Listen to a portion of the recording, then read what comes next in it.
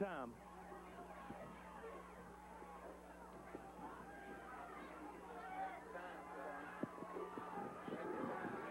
Well, tonight, John Morse is our producer along with Ken Fugit, and we are ready for football action. Corbin shall receive, and Middlesboro will kick off. This ball game is underway. The Red Hounds taking, and number 12 is going to return it out to the 30, about to the 35, and that is where Jason Estep is going to be down, and quite a... We have a pretty good crowd on hand tonight. I think the weather conditions playing a little bit with the crowd that's shown up, but we're expecting a good football game. This game last year was the game of the season. It was, Keith. Of course, Middlesboro came up with the big win. Corbin coming in with 4 losses on the year, and last week Rockcastle County beat them pretty soundly. Also, Middlesboro with a tough loss to Somerset last week. Both of these teams are going to have to try and get in sync here early. Corbin takes it first down and 10 from the 18, and they will gain only a yard. The quarterback is number 18, Jody Mauser, handing off up the middle, and the Red Hounds going nowhere. They're coming off a big loss last week to Rockcastle County, Jim. Rockcastle County thumped them pretty good, 35-6. It was 14-0 at the half. Corbin just could not get anything going. Of course, the other side of the ledger, Middlesboro was beaten pretty soundly by Somerset, 36-14. So both teams coming in on a downtick.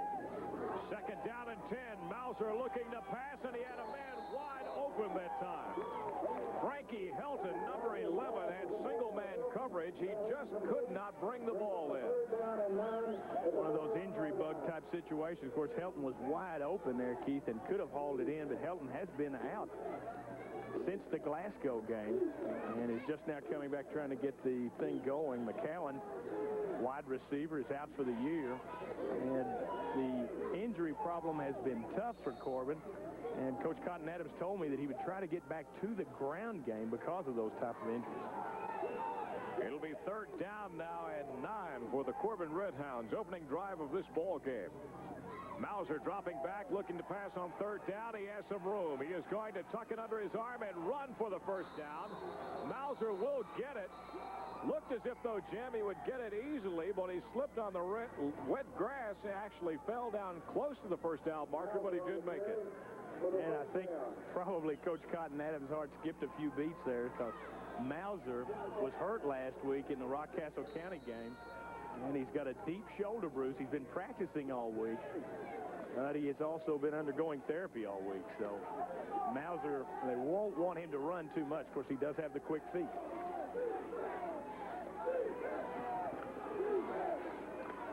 Mauser now first and 10.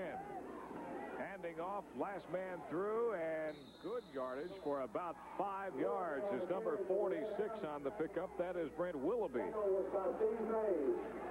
When I talked with, excuse me, Keith, when I talked with Coach Cotton Adams this afternoon, looking at the roster from last year, some big guys up front are gone. Colin Ball, Chris Judd, Brent Justice, James Mabey, Trey Pennington, and they've had to replace some outstanding fellas on the offensive line, and that inexperience posed problems. Matt Phillips, second man through, right through the middle, down to the 42-yard line. Well, Corbin has not been successful in the air on this opening possession, Jim, but they have been doing quite fine keeping the ball on the ground. Good hold there by those guys up front for Corbin. Matt Phillips, a fella, Keith, that was banged up last year when we did the Everett game. Of course, Everett took out Corbin 31-15, and Matt Phillips was unable to play. You see Corbin now in the power I formation with Phillips dotting the I. First and 10, it is Phillips, and he is wide open to the 30, the 20, the 10, and Phillips is gone for the touchdown. Matt Phillips off the left side. He was wide open, Jim, when he hit the 35-yard line, and from that point on, it was pay dirt. Huge hole up front. Some big guys up front opening the way. That was Jeff Reedy, Sean Sargent, Travis Smith, Sean Russell, Jeff Adkins. Big hole, Keith. A hole that perhaps even I could have run through. Not for the touchdown, but at least gotten through the hole. I was going to say, I'll still get crazy. Well, Corbin is going to go for the extra point, but they're having a lot of trouble getting set. It seems to be number 42, Phillips, who is going to kick the extra point. It is down on the way, and it is a chip shot. It is good. The Corbin Redhounds have struck early. 9 minutes, 32 seconds to go in this first quarter, and they quickly go on top of Middlesboro. 7-0 to take the opening lead, and quite a shocker here at home. The Yellow Jackets really never had time to get onto the field and get warmed up until all of a sudden it was Phillips racing 35 yards in for the touchdown off the left side. And as I was talking with Coach Cotton Adams, Keith, he said his offensive line depleted, of course, due to graduation.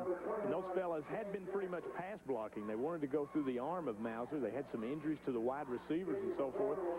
So Corbin now deciding to get back with the ground game, as you've seen, an excellent job. But Coach Cotton Adams was worried about the fact that his inexperienced offensive linemen would have to switch back to run blocking away from the pass blocking. Well, the Red Hounds will kick off. They do so deep, and it is going to go out of bounds just inside of the goal line. And what a kick for Corbin, because Middlesboro should be deep into their own territory. No, I think they'll just reload and do it again, Keith. Not sure if that went out on the 20 or not. Couldn't pick that one up.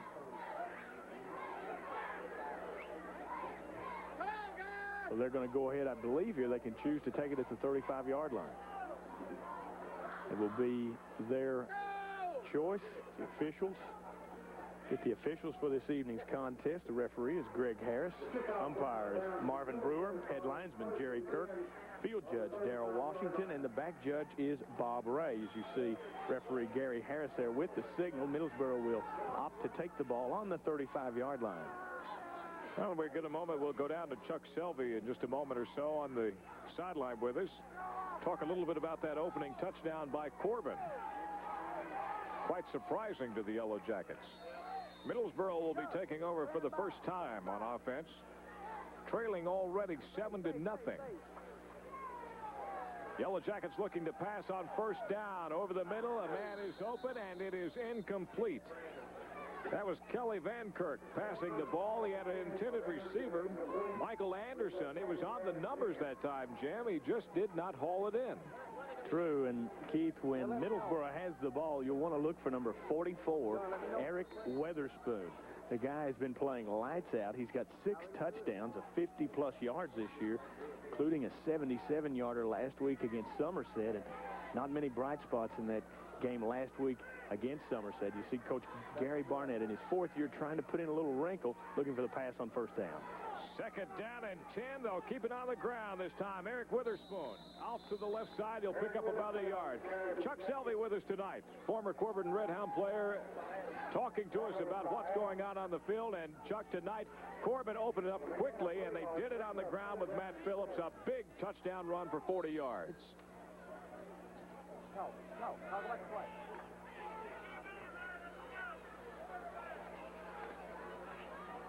We'll try and get Chuck's mic turned on and get him up with us tonight. He's roaming the sidelines with the water and the mud tonight and doing a yeoman's job down there. Go! Middlesboro looking at a 3rd down and 7, rolling out, looking to pass. Over the middle, it is complete for the first down. Big reception that time by Brian Houston, number 33, and Kelly Van Kirk put it on the numbers, Jim. He surely did, Keith. Of course, Travis Robbins was the quarterback earlier in the year. Quarterback the first 5 games, then he was hurt, and Van Kirk comes into the action, a 6'1", 210 sophomore. And Keith, a difficult throw going to your left on the slippery field, throwing back against the grain, and of course he found 33 Brian Houston wide open. A lot of people predicted this being a high score. Well on its way. Witherspoon on the handoff, working to the right side, and Corbin is there defensively. It'll be about a yard and a half gain on the play. Big tackle by number 42 Phillips that time to bring Witherspoon down. And Phillips will have to go with Witherspoon a lot. See Middlesboro, most of the time they'll be in that wing T.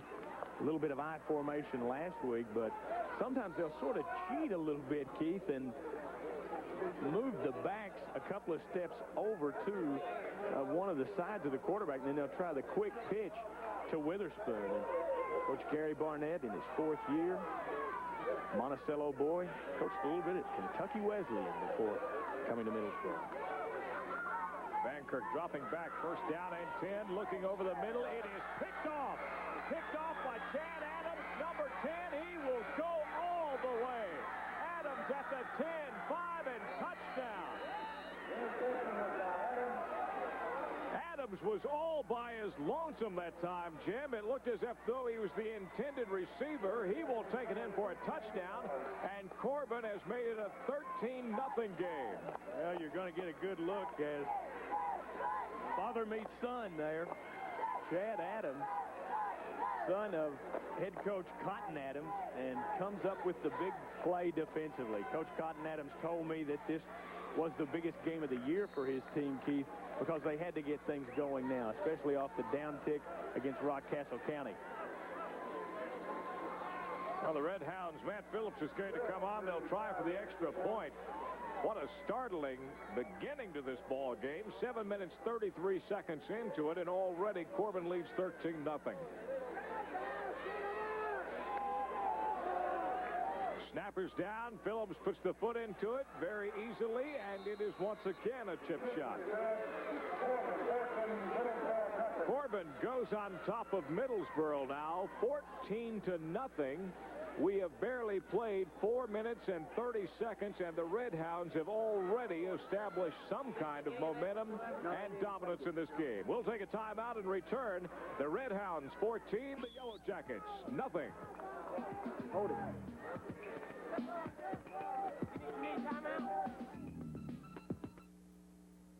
Hungry? For mouth-watering food, go to Stuckey's. 3 mini burgers for 99 cents every day. Breakfast anytime and the best homemade hamburger around. But then all their menu items are great. So before you go hungry, go to Stuckey's for great food at reasonable prices. Don't forget, for trolls, Stuckey's is the place to go. Stuckey's, great food, souvenirs, and gifts. A wide selection of sports cards. Stuckey's, exit 25 off I-75, Cumberland Falls Highway in Corbin. Why is Hal Rogers throwing mud? So you won't notice. As congressman, he received $68,000 in raises, but 3 times voted against increasing minimum wage. He traveled to 34 countries on our money, but voted against unpaid leave for parents with a sick child. $300 billion to bail out the savings and loan crooks, but voted to cut Medicare. Isn't it time for a change? John Doug Hayes for Congress. It's fun.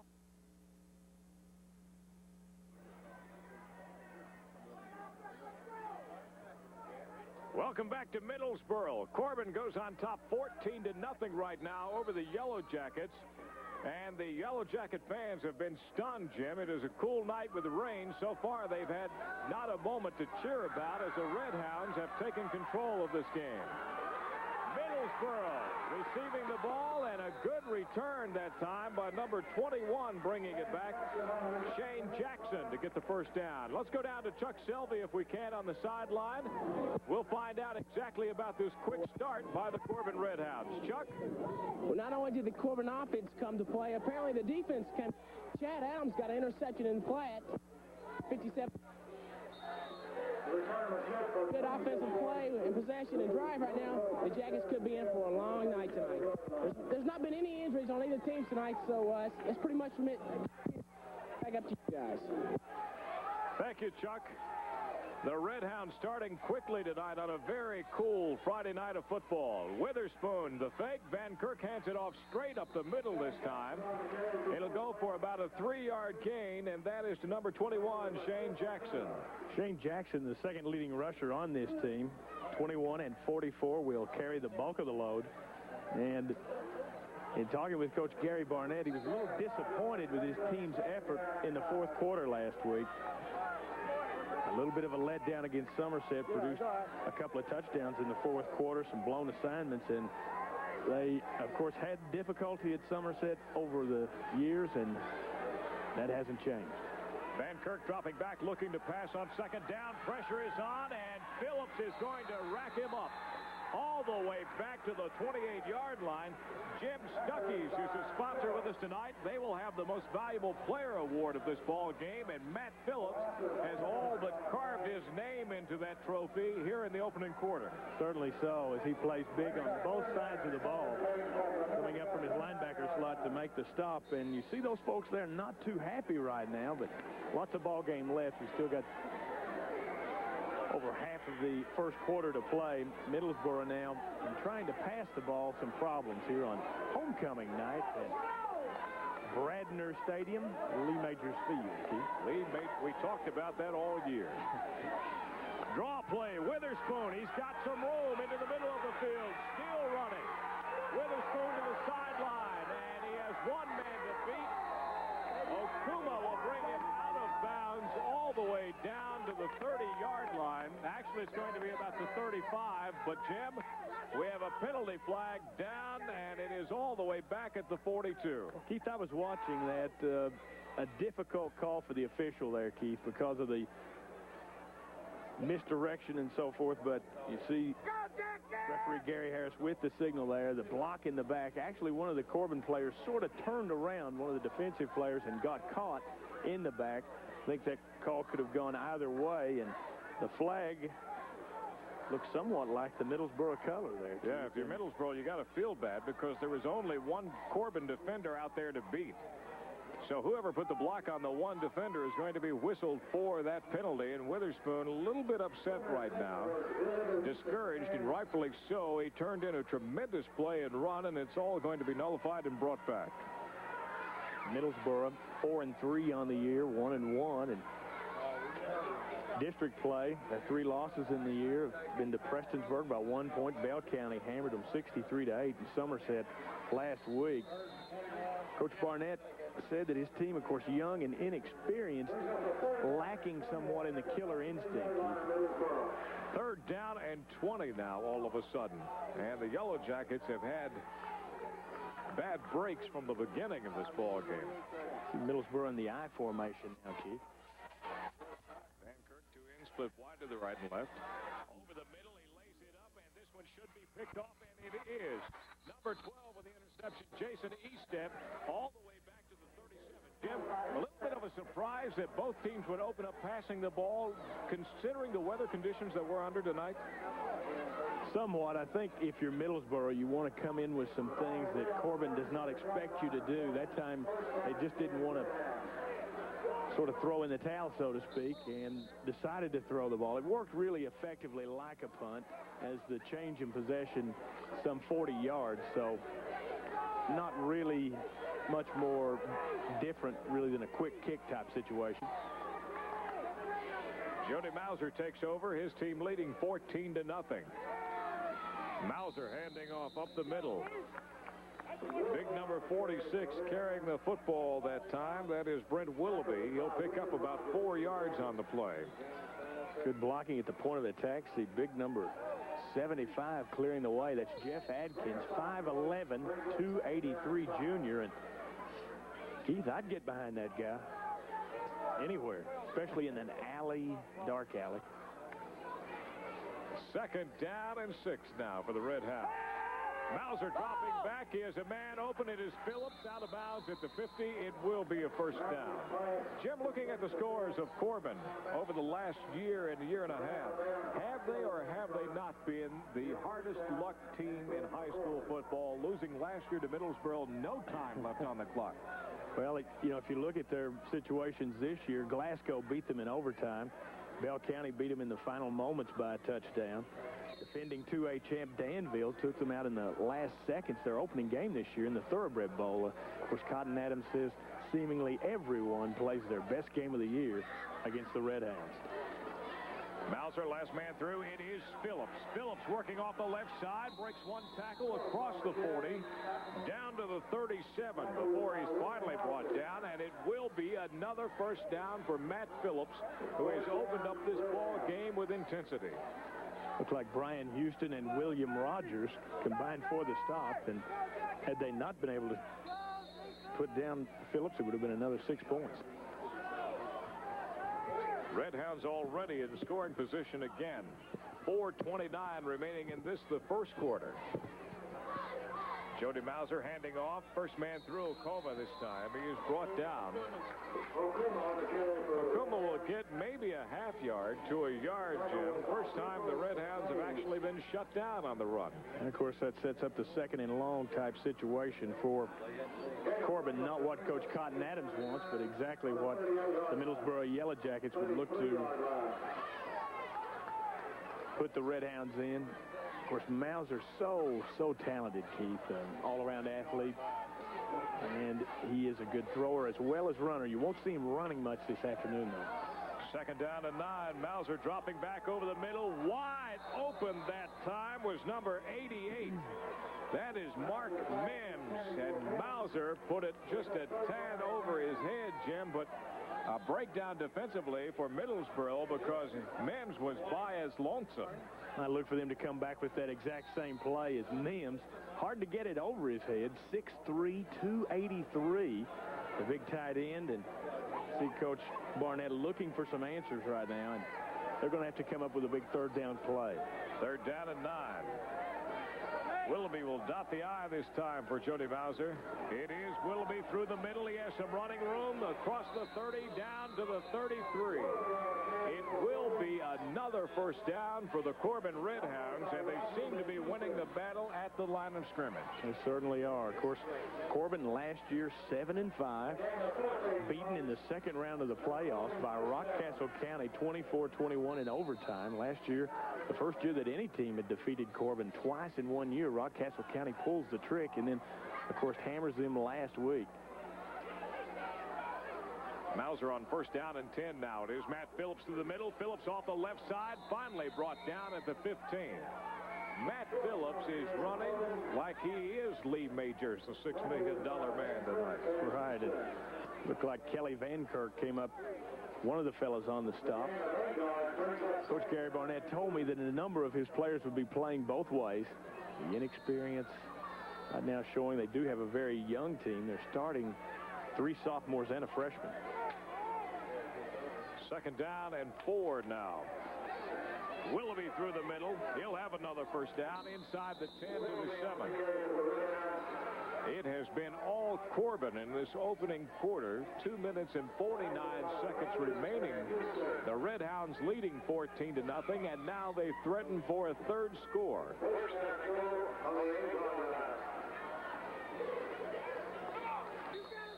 You know, Coach Cotton Adams said his team had to play well to set the stage for the rest of the season, and they are certainly doing that this evening.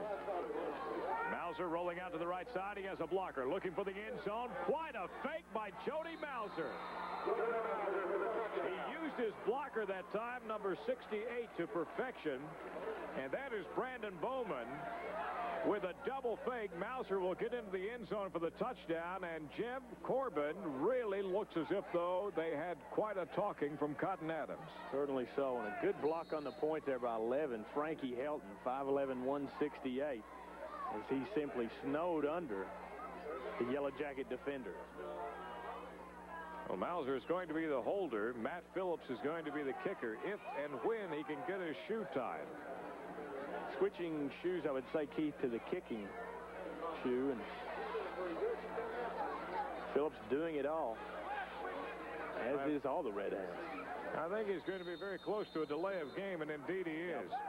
Just one of those situations that you can't take a shoe off, put one on, get your tee set, and do it all within 30 seconds.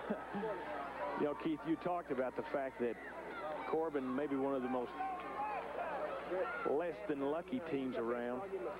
When I talked with Coach Cotton Adams, he had a terrific comment about their schedule. He says, we play a murderous schedule each and every year, and sometimes it's tough on the inexperienced fellas. Matt Phillips with the extra point. It is good. He just backed up a couple of yards, put the foot into it, made it look easy. End over end. 21-0. Corbin over Middlesboro. We'll be back after this timeout. They're taking a break right now. It's fall, and that means lots of people going to and from football games. The entire staff at Hopkins BP on the Cumberland Gap Parkway hopes that all you sports fans get to and from the games all right. But just in case you don't, they'd like to remind you that they're open 24 hours a day, and they do service work. So stop in for snacks and coffee, good BP gasoline, and friendly service. Hopkins BP on the Cumberland Gap Parkway, right off exit 29 off I-75 in Corbin. They've put the service back in service station. When it comes to construction materials, there is a difference. That difference is performance. When your contractor selects Corbin materials, he is getting the very best for you. From concrete, including heated concrete, to gravel and septic tanks, to service, Corbin Materials always delivers quality. Corbin Materials, South Main Street in Corbin. Phone 528-7362. That's Corbin Materials, a member of the Kentucky Ready Mix Association.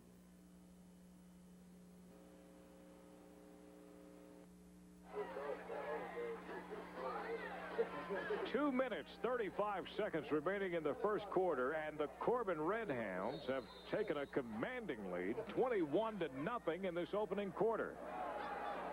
Keeping the ball on the ground, Middlesboro has little chance but just to fall on it and keep it that way. Number 32, Matt Helms, recovering the ball. Jim, they'll have it first and 10, 2 minutes and 34 seconds.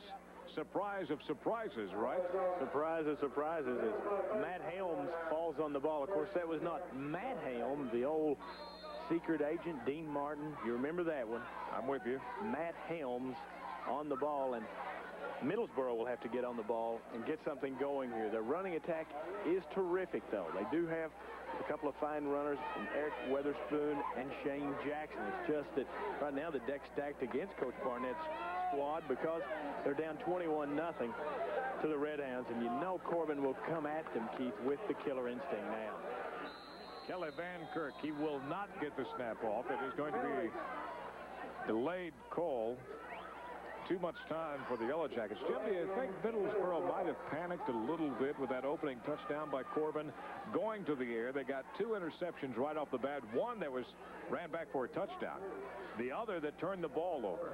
All right, well, you know, we talked about the fact that both coaches had said that turnovers would be a key, and of course Middlesboro turning the ball over on the pass. But I think if you're the Yellow Jackets, you probably came into this game a little bit outmanned because Coach Barnett had seen Corbin play. He felt like, except for last week, that they had played very well. He knew he'd have to throw in some wrinkles. They just didn't work. Van Kirk on the draw play to Witherspoon, and he is dropped for a loss on the play. Now Corbin's pretty much playing 9 guys within a couple of yards of the line of scrimmage. Really just actually 10, with only the free safety dropping back about 10 yards away. They're not going to give much respect now to the passing game, and could be difficult for Jackson or Witherspoon to break free. Basically, Corbin can take all the chances they want to right now. Second down, 20. Van Kirk with one end split wide to the right. He hands it off to Witherspoon around the left side. Looking for room to run. He'll pick up about 3 yards. Brought down at about the 33, and it's going to be a long 3rd down and 17. You can see Witherspoon there, Keith. Very elusive and just unable really to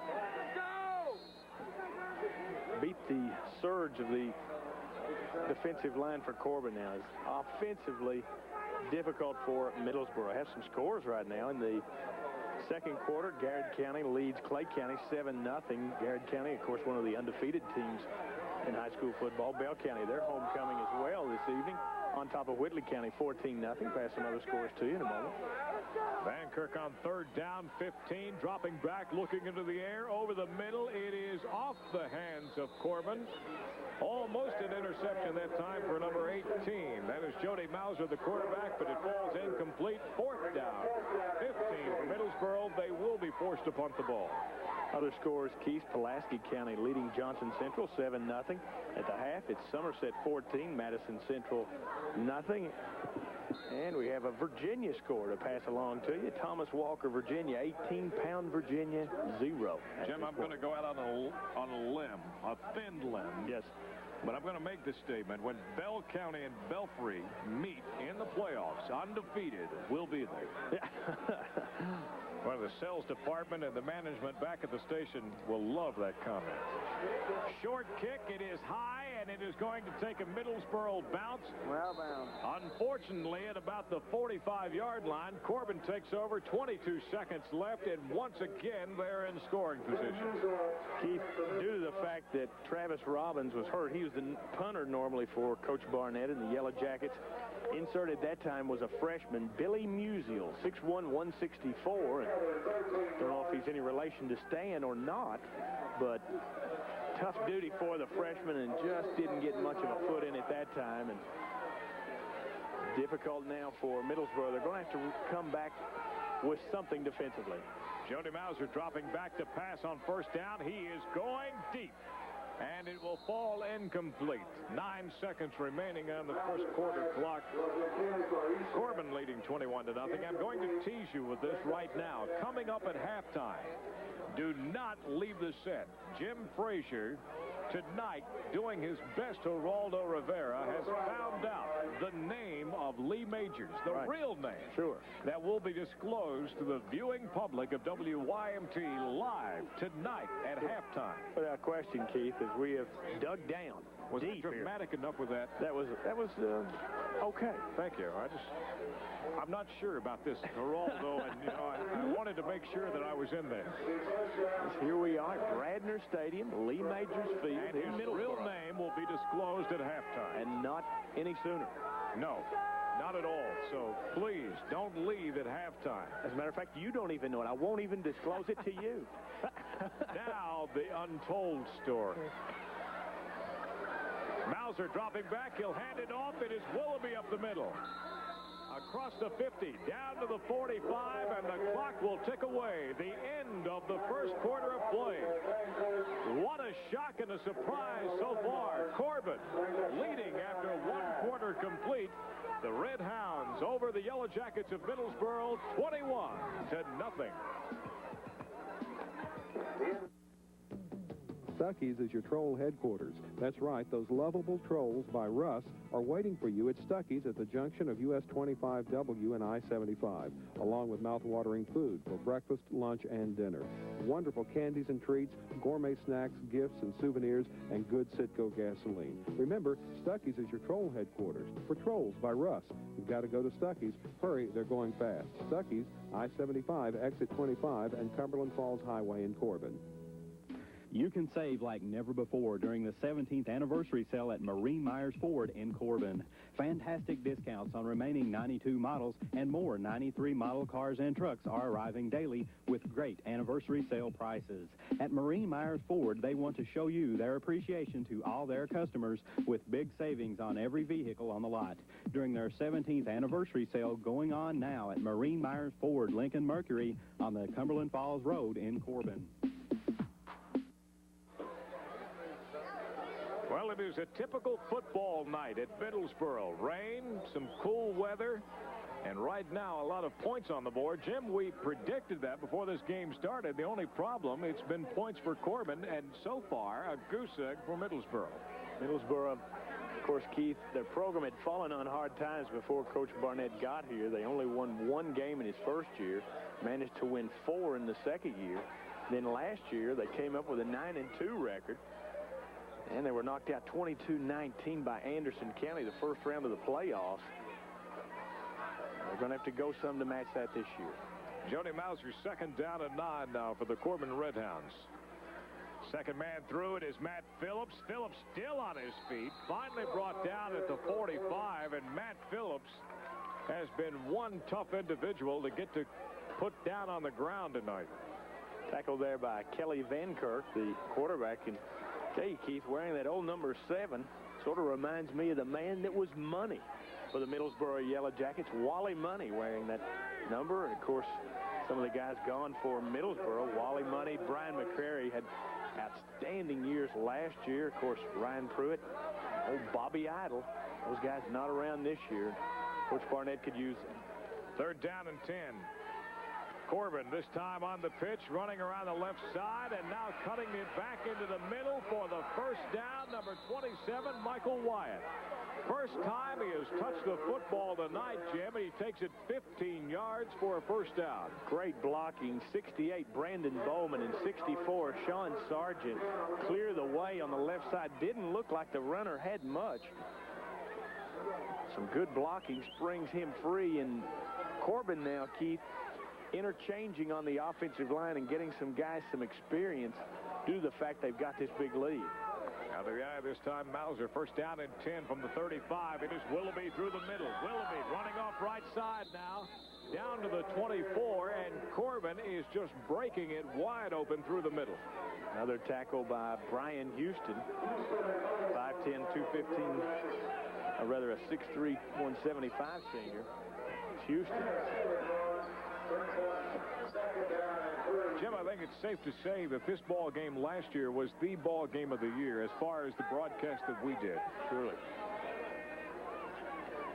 2nd down, 3. Mauser up the middle again to Willoughby, and he is going to be close to the first down. Of course, last year it was 21-20 final as Middlesboro wins it in the last seconds. A touchdown, time runs out, and they cash in on the extra point. Keith, even though we do have some rain, the field terrific here, and with the crown in the field, you don't see a lot of those in high school football. You get just an excellent drainage situation. We have a timeout, 10-17 to go in the first half. Corbin leading 21-0 and threatening once again. We'll be back in a moment.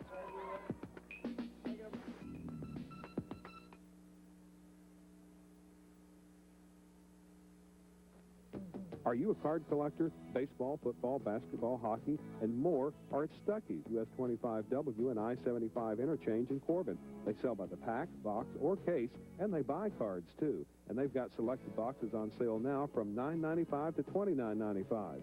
While you're there, try their mouth-watering mini burgers or any of their great menu items. Stuckey's for cards, snacks, great food, Citgo gasoline, souvenirs, and trolls. Stuckey's, US 25W and I-75 interchange in Corbin. Unlock the secret of academic achievement with Ed Fugate's Grade Power System. This series of 6 video programs includes the Dynamic Action Guide, an easy-to-follow program that guarantees better grades in just 10 minutes of study a day.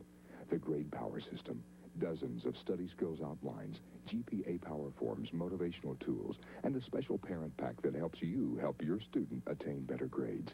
This can be the most important educational tool your student will ever use. Order the Grade Power System today. The Redhounds take over 1st and 10 now, moving the ball from about the 17-yard line. Mauser dropping back, looking to pass on first down. Pressure on, and he has E-step wide open. Touchdown. Number 12. That is Chad E-step, I believe. Pardon me, Jason E-step, number 12 for the touchdown. Already with 1 interception in the ball game. Now he has a reception to his credit, and it is a big one. 27-0 Corbin. Big play. Of course, just one of those things, Keith, when you get things going your way, sometimes it snowballs for you. That time, Middlesboro caught in the blitz, and on single coverage, defensive back simply could not keep up with Jason E-step. And Jason tacks on the 6 points. Matt Phillips will be on for the extra points.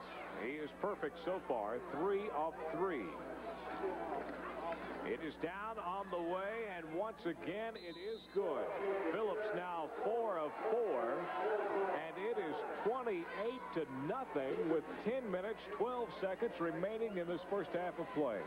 Keith, the Corbin Redhounds are looking to avenge the 1925 game, as back in 25, Middlesboro beat Corbin 76-0, the most lopsided game ever. And they have been playing since 1925. This is the 68th game, 31 wins for Middlesboro, 30 for Corbin. There have been 6 ties, and 5 of those 6 ties took place between 1931 and 1936. Let's try to get a word in with Chuck Selvey if we can down on the sideline and really just find out about this explosive offense so far of the Corbin Redhounds. They lead 28-0 in quite a showing. Chuck?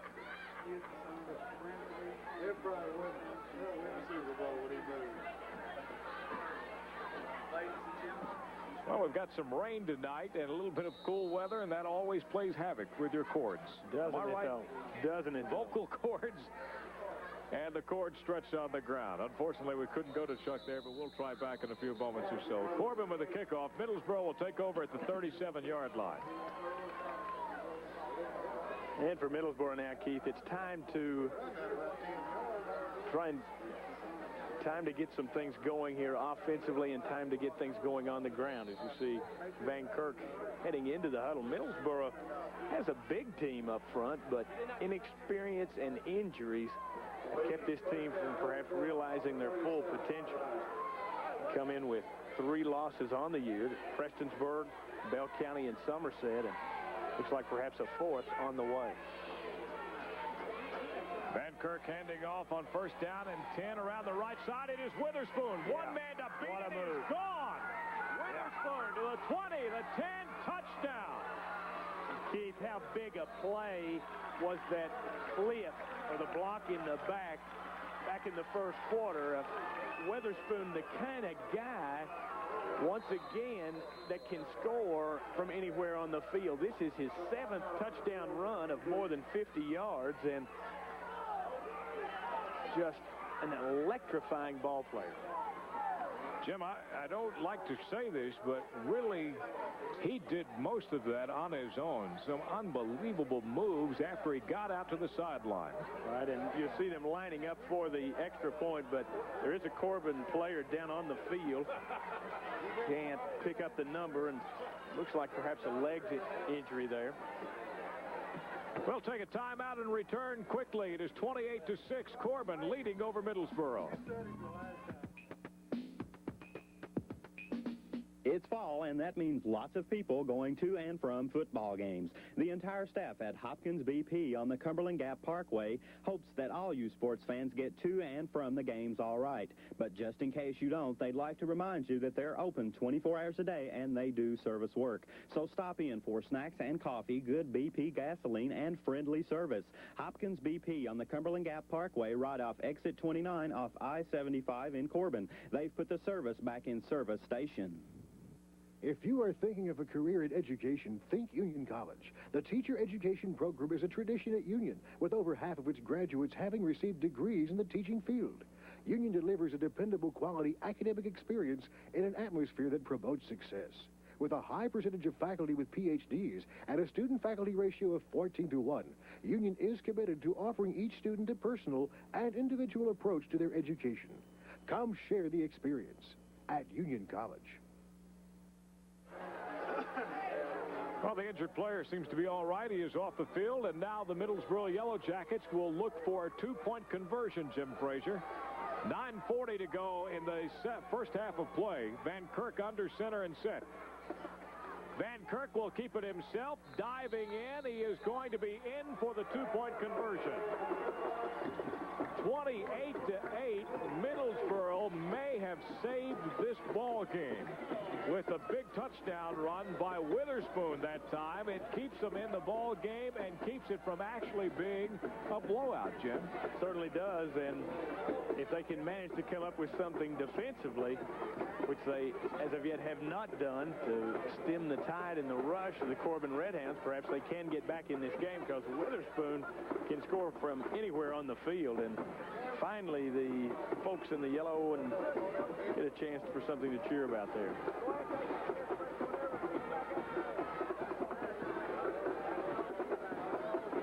The Yellow Jackets shut out 28-0, and all of a sudden Witherspoon breaks the touchdown run. Now with the 2-point conversion, they're only 3 touchdowns away from regaining the lead. Now that sounds quite a feat to accomplish, but anything can happen on a Friday night in high school football, and especially when we're doing it live. Yeah, anything can happen. And really the weatherman cooperating here, Keith, as the rain has not become too bad. Deep kick. Corbin having their problems picking it up. Estep now picks it up out to about the 20. He'll cross that to the 24, and that's where the Red Hounds will have it, first down and 10.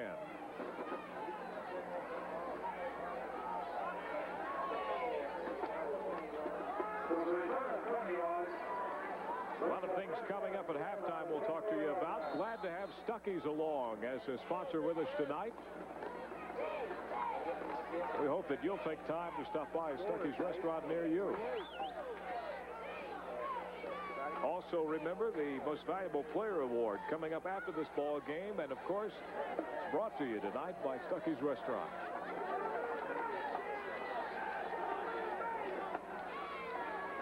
Mauser dropping out on 1st and 10, rolling, looking. He's got a block. He'll keep it himself. There is a penalty flag down, and now so is Mauser at the 40, but I think it's going to be against Corbin, holding in the backfield.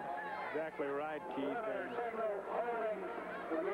somewhat surprising that they would send Mauser on the run. You see official talking with defensive captain, that's Steve Temple, 6'1", 220 junior. And somehow I got the feeling Steve will get the relay to take this penalty. Corbin bottled up really for the first time in this game. But Mauser, with the deep shoulder bruise,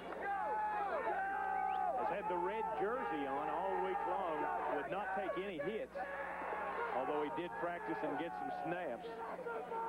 Certainly looks smooth this evening, though.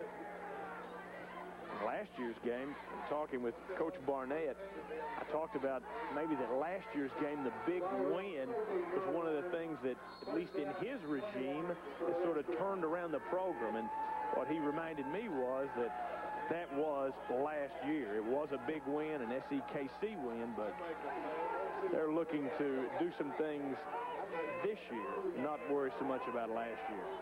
After the penalty, it is first down and 10 now for Corbin. On the ground, Phillips trying to work his way through. He'll pick up about 5 yards. It was a first down at actually about 25. Gaining 5 of that back, it'll bring a second down and about 18 yards. This would be an excellent position, Jim, if the Yellow Jackets could hold defensively. Make Corbin punt the football, or even better than that, get a turnover in this kind of situation.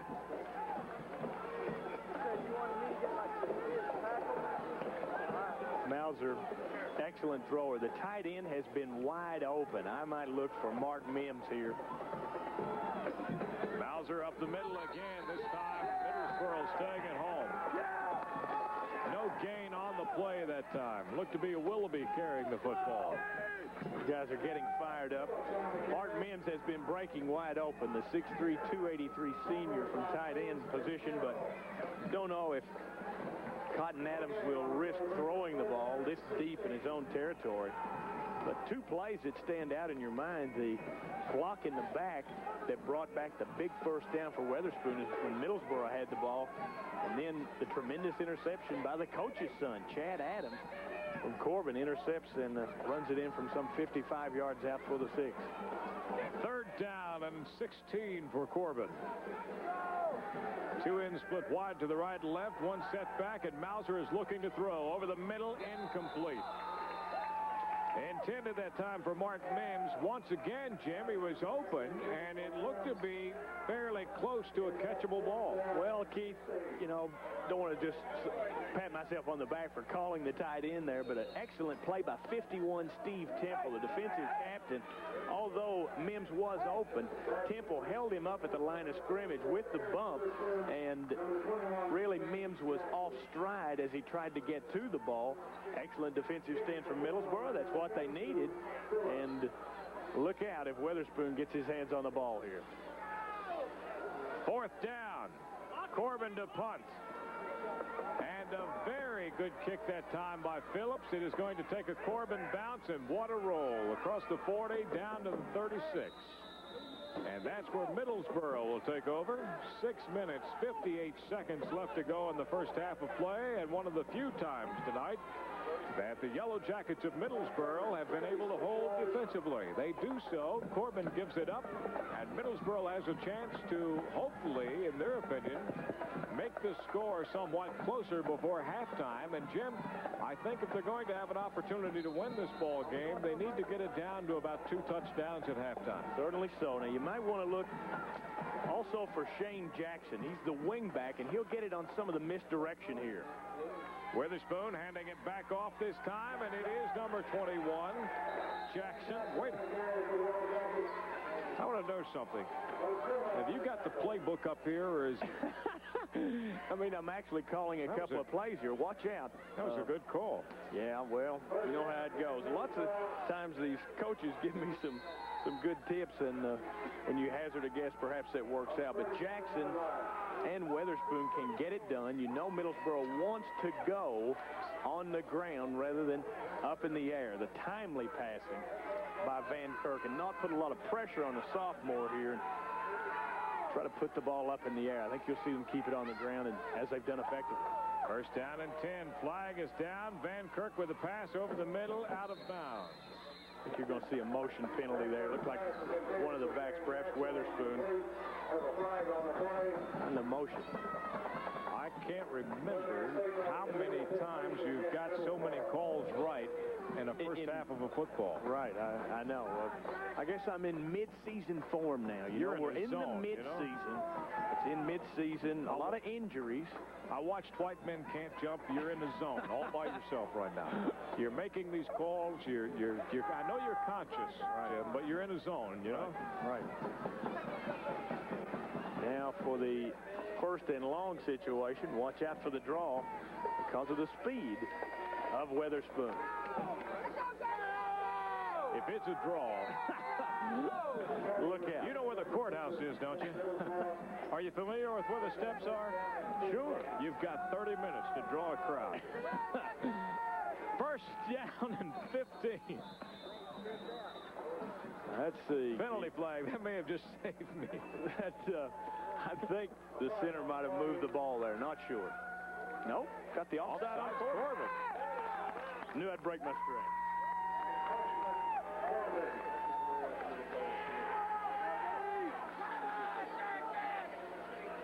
That's going to change it a little bit. First down and 11. It was 16. Middlesboro will cross the 45 out to the 46. Jim Frazier called a draw. We're still looking for it.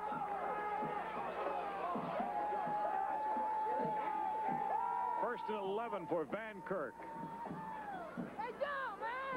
It is Witherspoon running into the right side, and he is going to be brought down after about a 2-yard gain.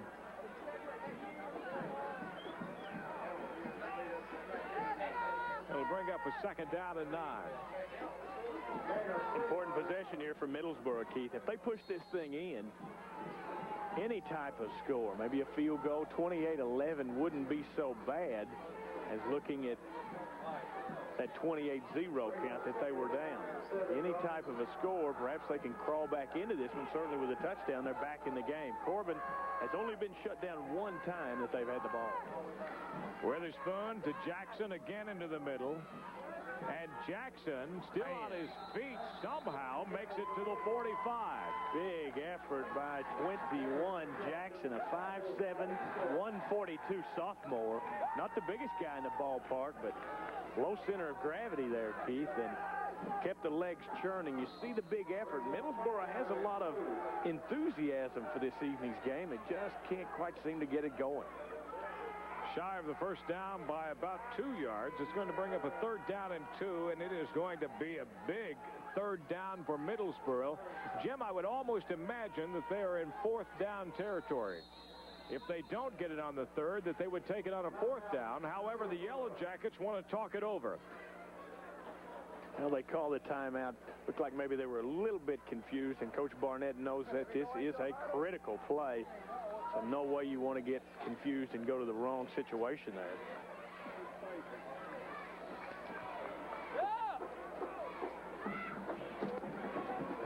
No. Well, Chuck Selvey with us tonight. Chuck had mentioned early in the first quarter, Jim, that if Middlesboro could not get a score, in this opening half. It was going to be a long night, and Witherspoon may have just turned around the motivation and the entire game with that touchdown run. Should be a, it should be a big third down call here. You're exactly right, Keith. And third and actually a couple. They'll have to get to about the 43-yard line from the 45. I would look for this to definitely be 4-down territory because the game is on the line. This is one of those games that Middlesboro needs because next week they've got Wayne County. The week after that, Rockcastle County. So this is the meat of their district schedule, and right now they've got the meat up front trying to ring some holes as Old Glory flies at Bradner Stadium. Third down and 2 for first down. Witherspoon, left side. He'll pick up the first down. And Keith, some more scores to pass along. Bell County in their homecoming is putting it to Whitley County 28-0. Sheldon Clark taking out Prestonsburg 14-13. That's in the third quarter. Somerset leads Madison Central 21-6. Pulaski County 7-0 over Johnson Central, and Garrett County, their lead to Clay County has been chopped to 1 at the halftime, 7-6. And of course, these scores and game courtesy of Stuckey's Restaurants as they bring high school football to the area.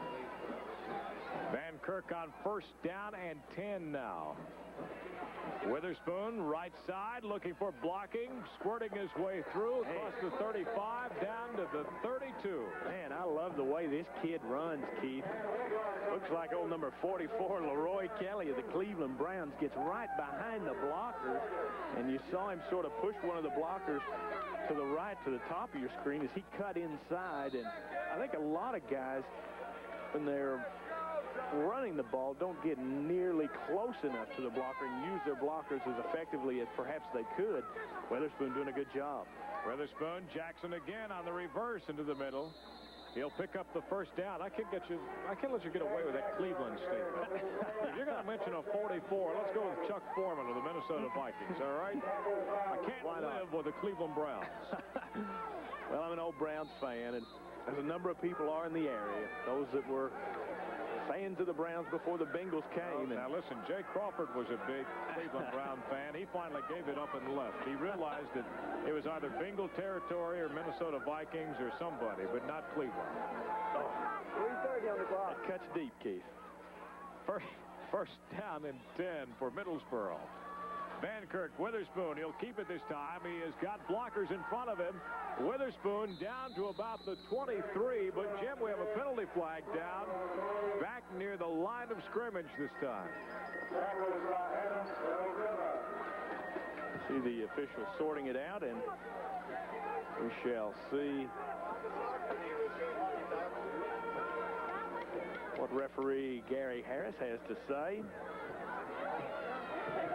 It will be an illegal procedure call against Middlesboro. Once again, the officials, the umpire Marvin Brewer, head linesman Jerry Kirk, field judge Darrell Washington, the back judge is Bob Ray, and the man in the white hat, Gary Harris.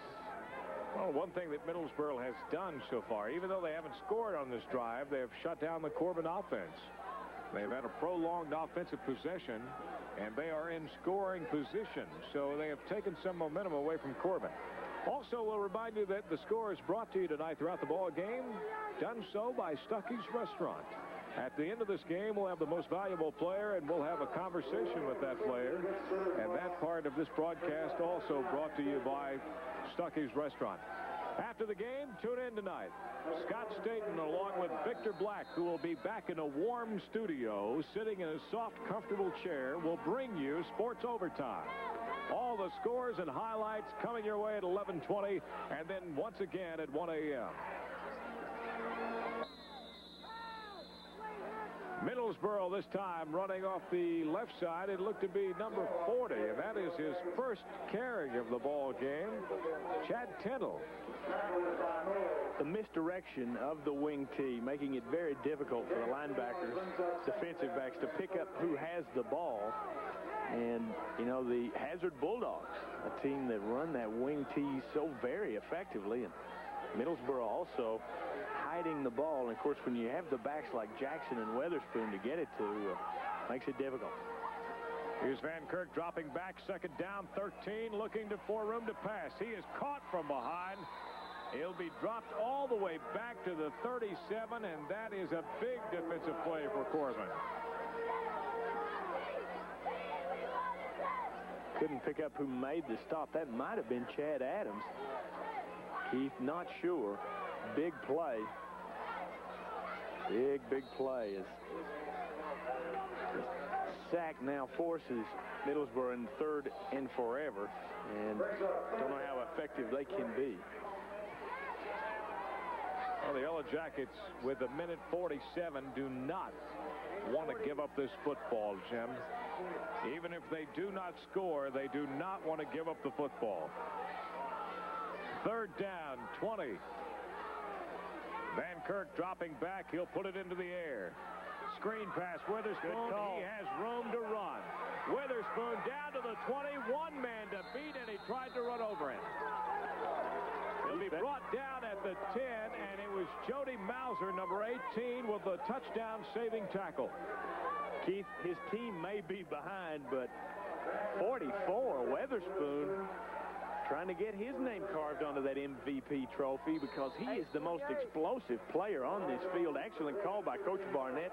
Third and 20. Takes the flow to the top of the screen and then back to the bottom of your screen with the screen. First down and 10 now for the Yellow Jackets, and we have both teams jumping off sides. I think, however, Middlesboro will be called as the guilty party. Yes, indeed.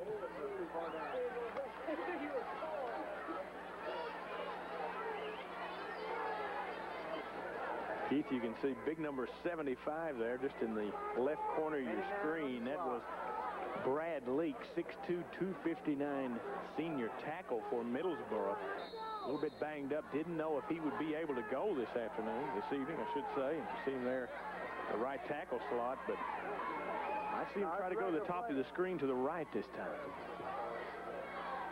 Van Kirk dropping back, screen pass again, this time for Witherspoon, and complete. He threw that one just a tad bit behind him, and no way that he could really come up with a catch. 54 seconds.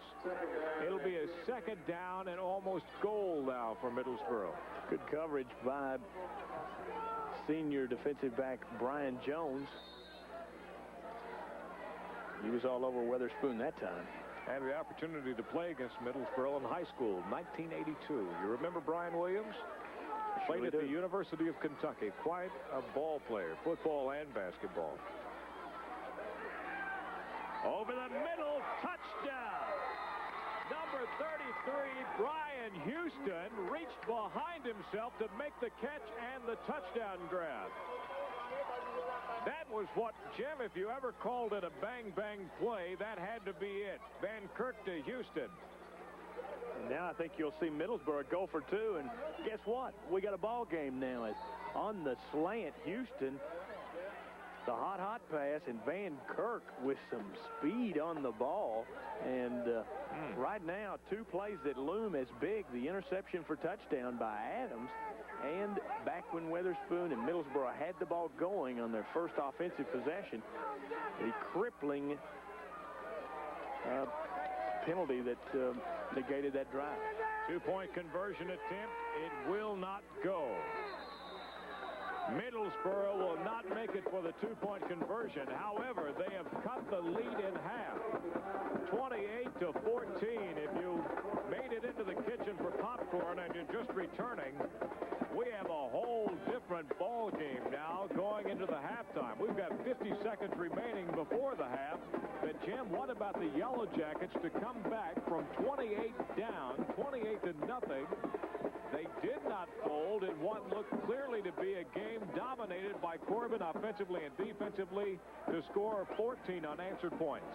They have not folded, and now the red team over there will show some concern as they got out to the 28-0 lead. Now they've got to try and come up with something to stem the tide. Only 50 seconds left. I doubt you'll see them do anything fancy, and I certainly wouldn't predict that Middlesboro would do anything other than kick this one deep. No kind of onside kick situations. I think Middlesboro will be tickled to get in at 28-14, considering the fact that they were down 28-0 and look like we're going to be blown out of this one. Well, with 50 seconds left in the first half, this has turned into quite a ball game. Witherspoon setting the football, and he has it laying flat, so you can look for what we call a squibbler on the ground, but instead, quite a loft on it. Corbin picks it up, angling for the sideline. Number 36 running for the Red Hounds. Scott Hart brought down at about the 40-yard line, and that's where Corbin will make it 1st and 10. 41 seconds to go in the first half of football, and for some odd reason, Jim Frazier, you've got to think this second half is going to be one worth watching. You've got to believe it. When these teams meet, you can throw the records out the window. Middlesboro has one more win in the series at 31-30. They've been playing since 1925. It'll be 1st down and 10 now, just shy of the 40 at the 39. Red Hounds will get Willoughby out onto the field. Not enough players. 1st and 10. Mauser dropping back, looking to throw over the middle. He is going deep. It is caught by Chad Phillips. Good pass by Mauser. He had the good protection. And he found the open receiver, Lonesome, there on the left sideline. I said Chad Phillips. I've met Matt Phillips. Sure. And Corbin now will go kind of into the 2-minute offense. Mauser, one of the more versatile quarterbacks ever to play at Corbin. Mauser dropping back. He is going deep. And this one almost picked off, and now a penalty flag. Intended receiver was Frankie Helton that time. There was good defense. Jason Bayless was right there. In fact, neither one of them had much of a shot for the ball as it was underthrown, but it looked as if though Helton may have pushed Bayless. He is called for the pass interference. Exactly. It was the offensive pass interference.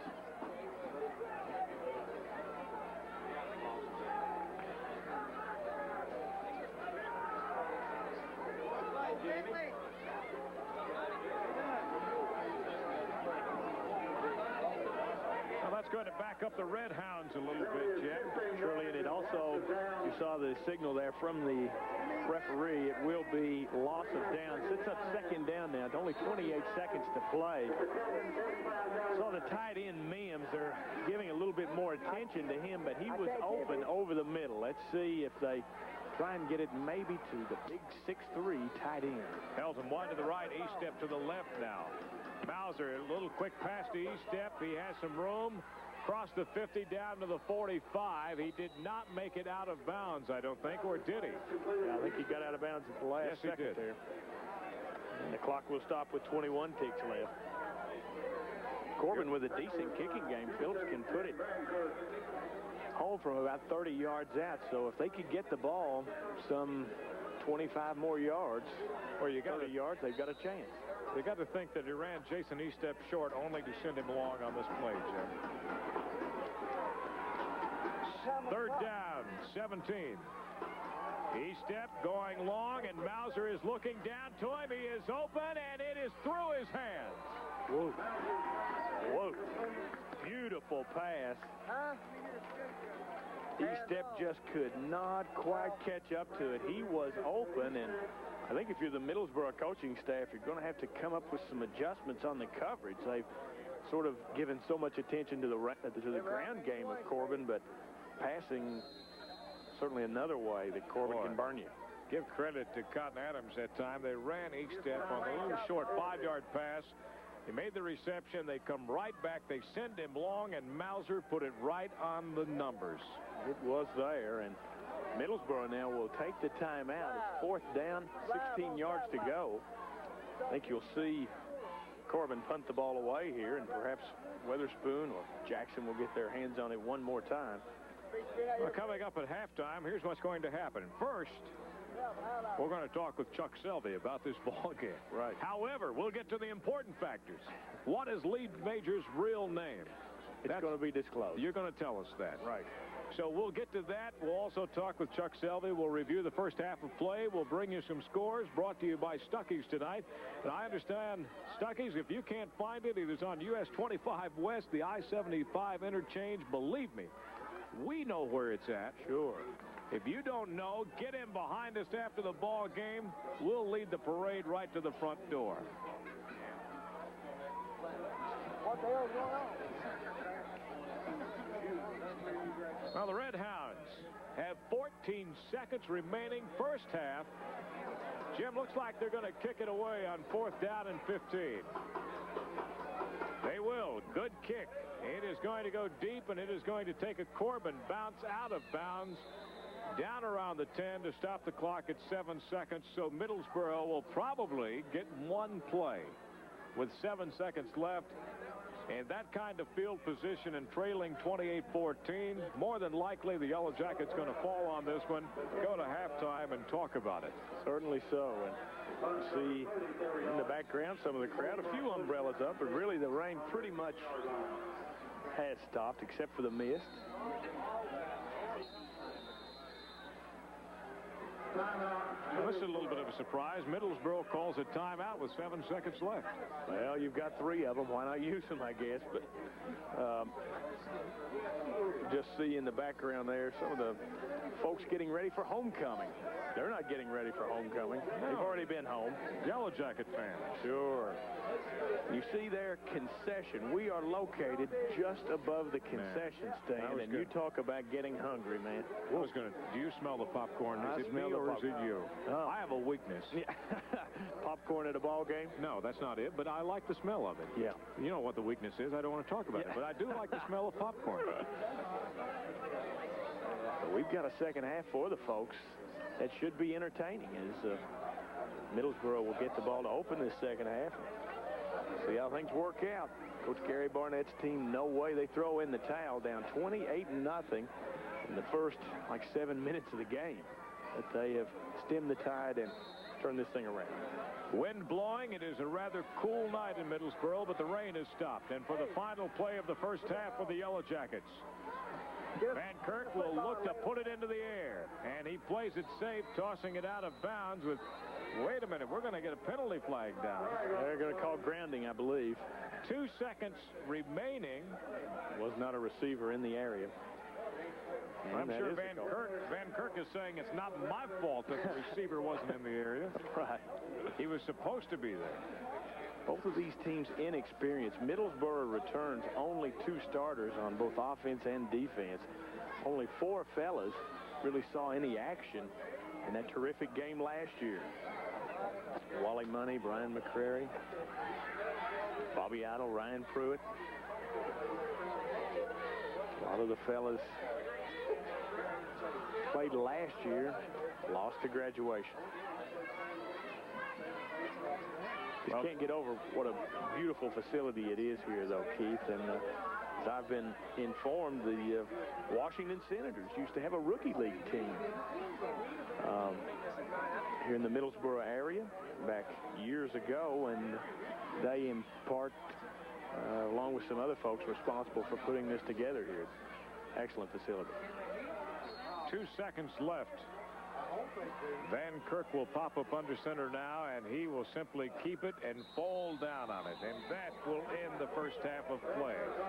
Quite a comeback by Middlesboro after an astonishing first half effort by Corbin.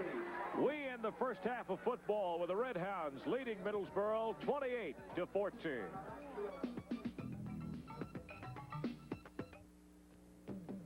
Hungry? For mouth-watering food, go to Stuckey's. 3 mini burgers for 99 cents every day. Breakfast anytime and the best homemade hamburger around. But then all their menu items are great.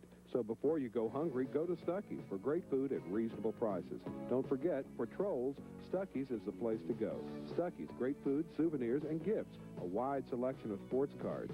Stuckey's, exit 25 off I-75, Cumberland Falls Highway in Corbin. Unlock the secret of academic achievement with Ed Fugate's Grade Power System. This series of 6 video programs includes the Dynamic Action Guide, an easy-to-follow program that guarantees better grades in just 10 minutes of study a day. The Grade Power System, dozens of study skills outlines, GPA power forms, motivational tools, and a special parent pack that helps you help your student attain better grades. This can be the most important educational tool your student will ever use. Order the Grade Power System today. You can save like never before during the 17th anniversary sale at Marine Myers Ford in Corbin. Fantastic discounts on remaining 92 models and more 93 model cars and trucks are arriving daily with great anniversary sale prices. At Marine Myers Ford, they want to show you their appreciation to all their customers with big savings on every vehicle on the lot. During their 17th anniversary sale going on now at Marine Myers Ford, Lincoln Mercury on the Cumberland Falls Road in Corbin. I haven't seen any movie stars, have you? No. Is that Cindy Crawford? You know, when you see them in person, it's always a disappointment. That's right. Mm-hmm. Here's your Pepsi, Miss Crawford.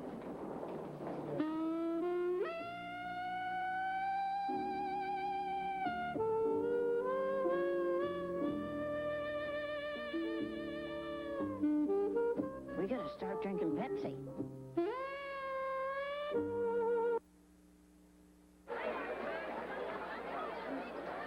And we are back here at Bradner Stadium, Lee Majors Field in Middlesboro. Jim Frazier along with Chuck Selvey and Keith Casebold, and we're at the break 28-14. Corbin leading Middlesboro, and now joined side by side here with Chuck Selvey. And Chuck, the first quarter seemed to belong entirely to Corbin, and then Middlesboro comes up with it in the second quarter. Yeah, pretty much Corbin absolutely dominated the first quarter, scored 28 points, you know, and then Eric Witherspoon and company pretty much with the big play with Witherspoon, 50-plus yards, and then they captivated, you know, some couple of good drives, which kept the ball out of the Corbin's offense, which could have been their best defense, and, you know, Middlesboro made it very interesting, you know, at halftime here, 28-14. Right, some big plays. I thought the coach's son, Chad Adams, with the big interception there, and looking at this first half, I think maybe that play could have done as much as anything. I know the Corbin offense was outstanding, but a big defensive play by Adams sort of took a little bit of the steam out of the Yellow Jackets there early in this one. Yeah, it really did. You know, Chad's been having some trouble getting out in the flag, which, you know, that I work with the local radio station here with Corbin, and being an ex-Red Hound, I pretty much keep up with him. And Chad's been having some trouble getting out in the flats, but tonight there's been no sign of it whatsoever. Him getting that interception. Actually, Vankirk had two interceptions, one for a touchdown, and the second leading to a touchdown. So after Middlesboro really got on track, then, you know, it was a different half anyway from then on. Right. And, of course, we are at halftime here. It's homecoming in Middlesboro, and Middlesboro's Weatherspoon could be, as I know Phillips an outstanding game, but Weatherspoon could be the best back on this field. I tell you what, Jim, just a sophomore. He's got all the size. He kind of reminds you of Deshae Henson over at Clay County. I'm pretty sure that Deshae's number 44 also. Yeah. So, you know, I think he's 6'1", 180, and he's got great speed from the side. So, you know, whatever happens this game, that kid's going to remember it either way, and he's going to be a heck of a player on down the road. And if you are just joining us, we are at the halftime. It's 28-14. Corbin with the lead, and Middlesboro will get the ball to start the second half. We are some 15 minutes away from the start of the second half. Extended halftime festivities, homecoming, and Chuck, you've played in these Corbin-Middlesboro games. It's got to be one of the big games for both of these teams. I'm telling you what, Jim, anytime these two teams meet, you can pretty much throw the record, you know, out the window, but simply because anytime these two teams do meet, back 10 years ago, this was the most intense rivalry that there was in the state, you know, bar none. And, you know, my sophomore year, we were 9-0, and they came in and absolutely dominated us. So I'm not going to say anything. I'm not going to jinx anybody. Right. Well, we are going to step out for just a moment, and then we'll return with more halftime festivities from Bradner Stadium. You're watching WYMT TV Sports. As the weather gets hot, the deals get hotter at Cumberland Ford, the all-new 93 Villager, the first van from Lincoln Mercury for $23,291. A 92 F-150 4x2 Super Cab for $17,690. An 88 F-150 4x4 for $84,90. A 93 Escort LX was $11,631, now $10,600. And this 92 F-150 4x4 Flare Side for $17,500. Red hot deals right now, but you better hurry. They're going fast at Cumberland Ford, downtown Middlesboro. Why is Hal Rogers throwing mud? So you won't notice. As congressman, he pocketed $68,000 in raises. but 3 times voted against increasing minimum wage. Hal visited 34 countries on your money, but voted against unpaid leave for parents with a sick child. $300 billion to bail out the S&L crooks, but voted to cut Medicare. It's time for a change. John Doug Hayes for Congress. It doesn't matter whether you're a little leaguer or a major leaguer. One bank can fill all your banking needs. That's First National Bank and Trust Company of Corbin. Safe, dependable, trustworthy, progressive, convenient, and friendly. So if you're interested in being safe at home with a full-service bank, then you need to bank with the First National Bank and Trust Company of Corbin. You'll be in good hands. Make the move today. Member FDIC, an equal housing lender. Are you tempted to tell your son or daughter to limit his or her choice of college to public institutions? Have you decided not to apply for financial aid because you feel you won't qualify? Only 1 in 10 students actually pays the cost of attending a private college or university. Financial aid plus scholarships and grants help reduce costs for students attending Union College. Don't let the cost of a private college education leave you with sticker shock. An education at Union is one of the most important investments you will make, an investment in your future. Come share the experience at Union. It's fall, and that means lots of people going to and from football games. The entire staff at Hopkins BP on the Cumberland Gap Parkway hopes that all you sports fans get to and from the games all right. But just in case you don't, they'd like to remind you that they're open 24 hours a day, and they do service work. So stop in for snacks and coffee, good BP gasoline, and friendly service. Hopkins BP on the Cumberland Gap Parkway right off exit 29 off I-75 in Corbin. They've put the service back in service station.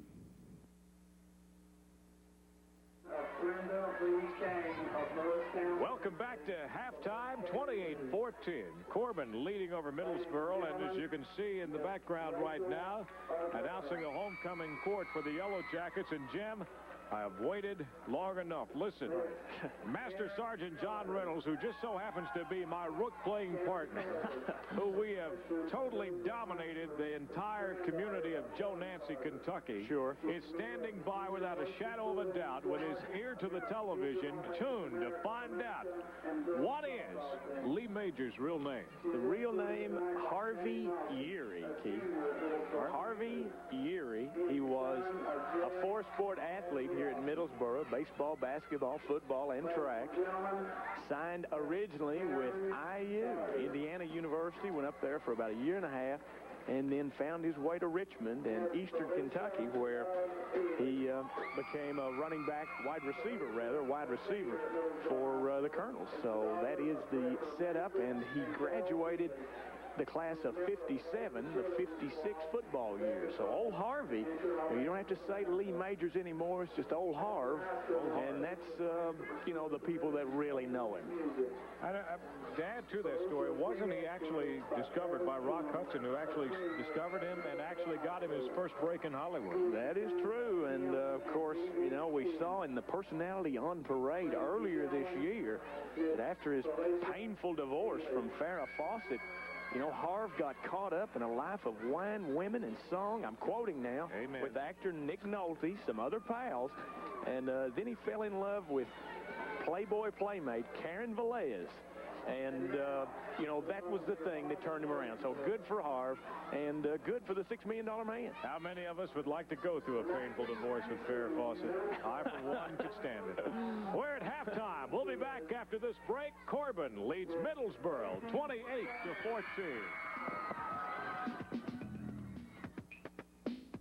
Same burger, same bun, same price, no fun. Hey, you don't have to eat this stuff. You can go to Arby's for something different. Like a big regular roast beef sandwich and curly fries, only $1.99 for a limited time. Let's get a better look at all that lean, freshly sliced roast beef. Excellent. Now those irresistible curly fries. Get them both right now for just $1.99. Now, I'm going to need extra ketchup. Arby's is different. Hey, different is good. Unlock the secret of academic achievement with Ed Fugate's Grade Power System. This series of 6 video programs includes the Dynamic Action Guide, an easy-to-follow program that guarantees better grades in just 10 minutes of study a day. The Grade Power System, dozens of study skills outlines, GPA power forms, motivational tools, and a special parent pack that helps you help your student attain better grades. This can be the most important educational tool your student will ever use. Order the Grade Power System today. You can save like never before during the 17th anniversary sale at Marine Myers Ford in Corbin. Fantastic discounts on remaining 92 models and more 93 model cars and trucks are arriving daily with great anniversary sale prices. At Marine Myers Ford, they want to show you their appreciation to all their customers with big savings on every vehicle on the lot. During their 17th anniversary sale going on now at Marine Myers Ford, Lincoln Mercury on the Cumberland Falls Road in Corbin. I haven't seen any movie stars, have you? No. Is that Cindy Crawford? You know, when you see them in person, it's always a disappointment. That's right. Mm-hmm. Here's your Pepsi, Miss Crawford.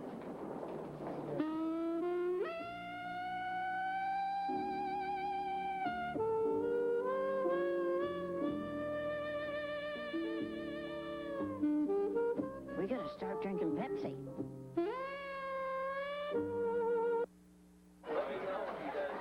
Last year, it had to be the most dramatic comeback in a high school game that we've seen in a long time. Middlesboro coming back to win the ball game 21-20 over Corbin. Right now, the Yellow Jackets own the last 14 points unanswered. They're back into this ball game 28-14. The big question is, has the Red Hounds lost the momentum in this ball game? Let's go down to the field and talk with Chuck Selvey. Yeah, thanks, fellas. If you just joined us, you've missed a very action-packed football game, or not the football game, but the first half, with 28 points being scored by the Corbin Red Hounds in the first quarter. But Middlesboro made the game interesting, coming back and scoring 14 points in the second quarter by Mr. Eric Witherspoon and company. The festivities here at homecoming for Middlesboro, it's a big game. If the Middlesboro Yellow Jackets can carry over the momentum from the first half to the second half, it could be a very close game in the second half. Now back up to you, fellas. Well, Middlesboro getting that touchdown. Witherspoon, the guy who broke it and actually got him back into this ball game after trailing 28-0, Jim.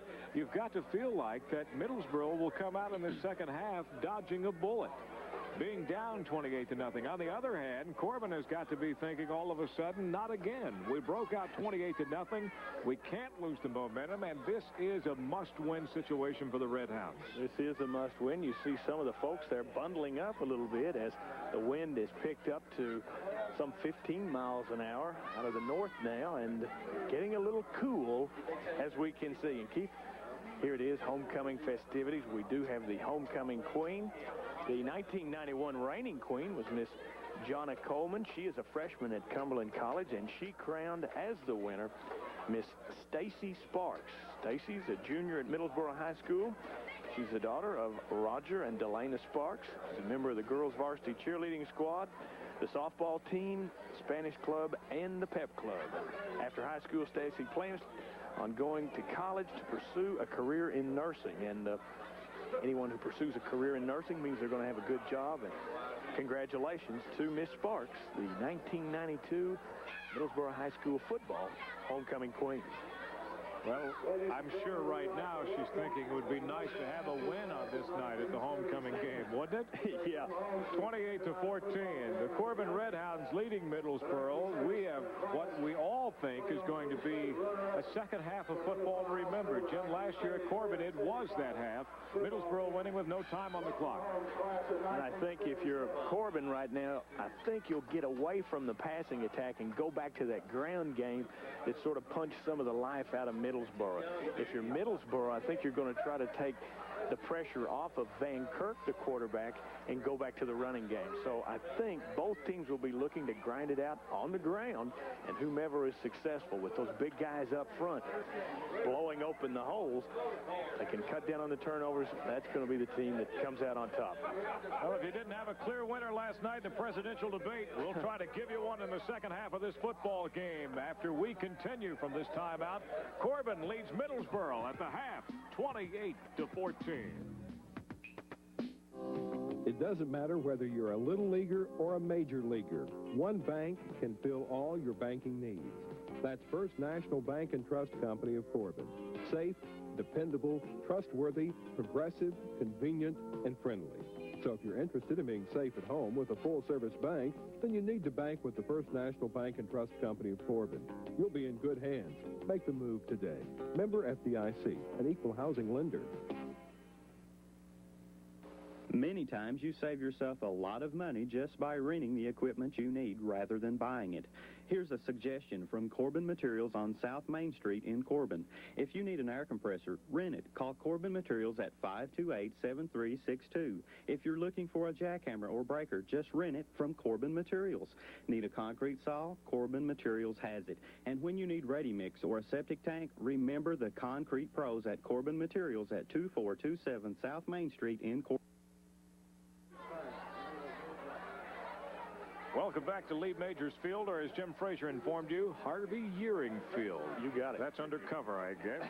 A lot of football going on around the area on this Friday night. We'll remind you at 11:20 coming up tonight, it is Sports Overtime. Scott Staten and Victor Black in a warm studio, bringing you all the scores and highlights, and then once again, double overtime coming your way at 1 a.m. Right now, Jim, a lot of halftime scores, some surprising, and wouldn't you love to be at that Sheldon Clark-Prestonsburg game? Certainly so. Sheldon Clark, Jesse Watts taking out Prestonsburg and Aaron Tucker. Sheldon Clark leading 14-13 right now at the break. Bell County leads Whitley County 28-0 at the half. Somerset with a big lead over Madison Central, 21-6.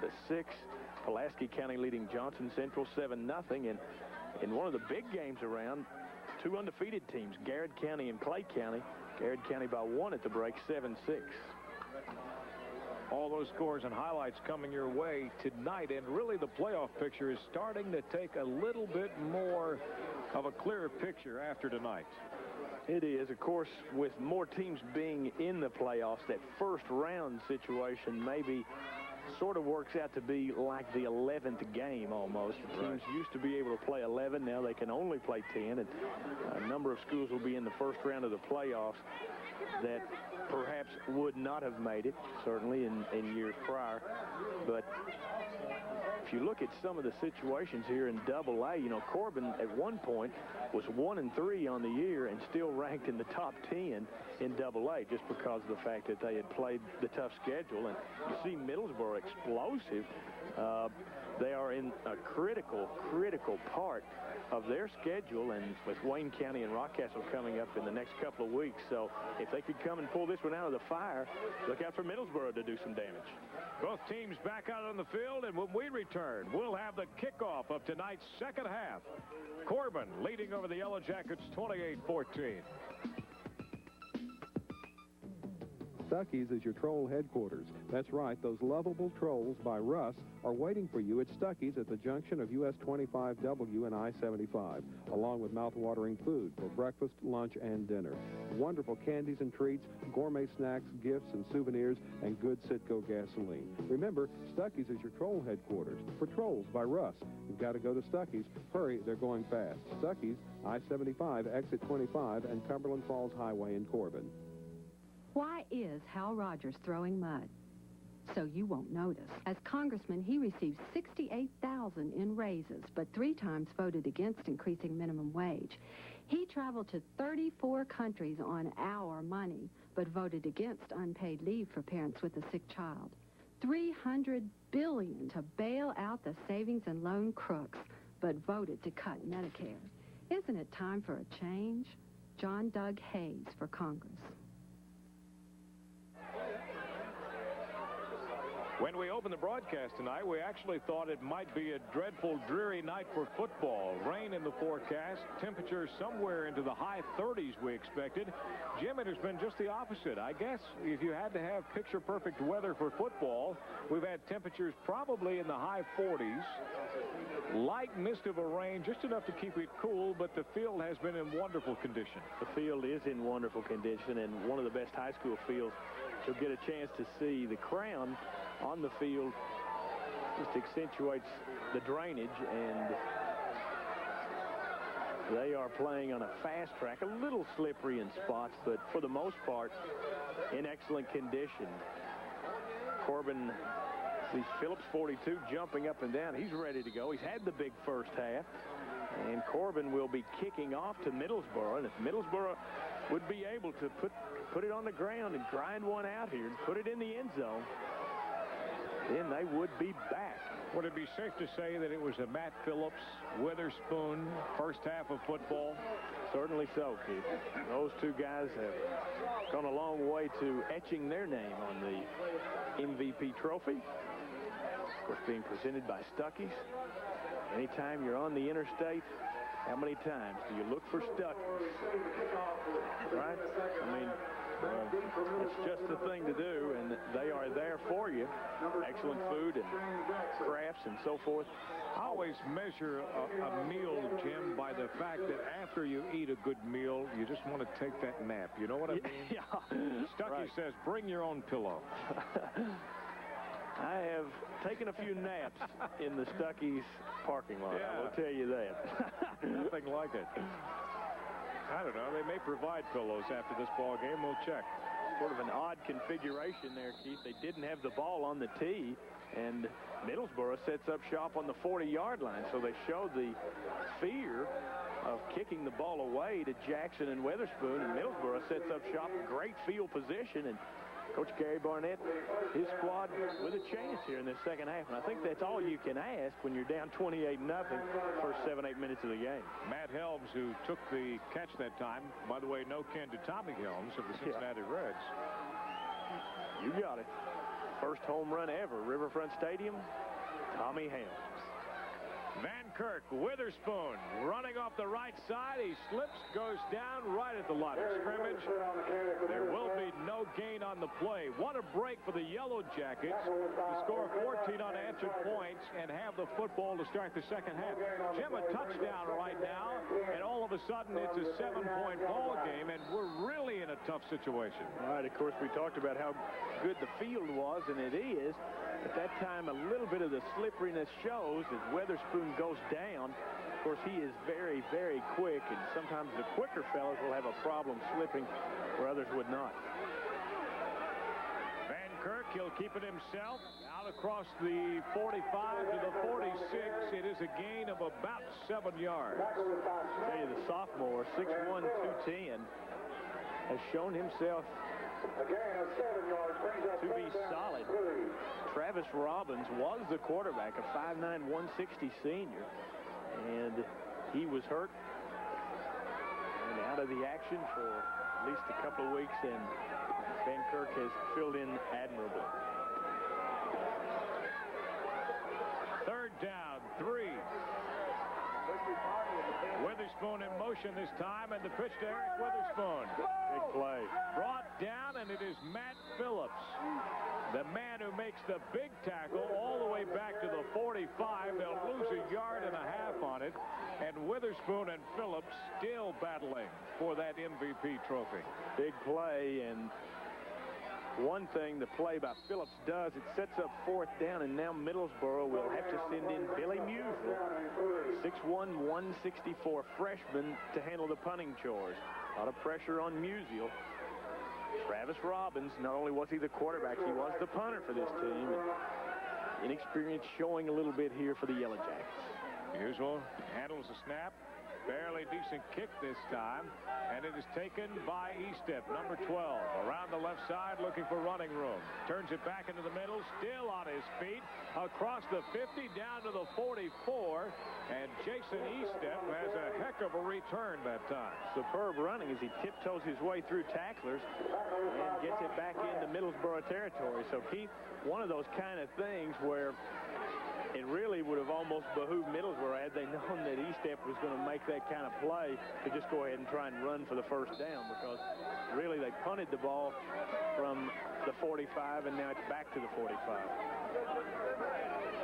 Jody Mauser taking over now, handing off Willoughby left side, breaks one tackle across the 45. He'll pick up about 3 yards. It really looked as if, though, when Phillips and Willoughby were the mainstays carrying the football and Corbin kept it on the ground, they were most successful. Yep. Looked like 51. Steve Temple came over to trip up the runner after a short gain.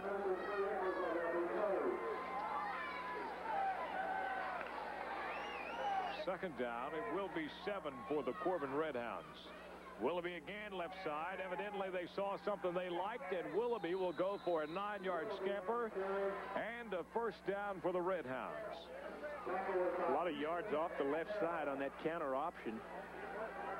that the Red Hounds run so very well. Most teams, right-handed running teams, but Corbin actually finding good success to the left and not doing anything that I didn't think they would do. Thought they'd maybe get back to the ground game. And that was where they had such terrific success early in this game. Red Hounds keep it up the middle this time, and Middlesboro is alert. Line of scrimmage at most for Willoughby.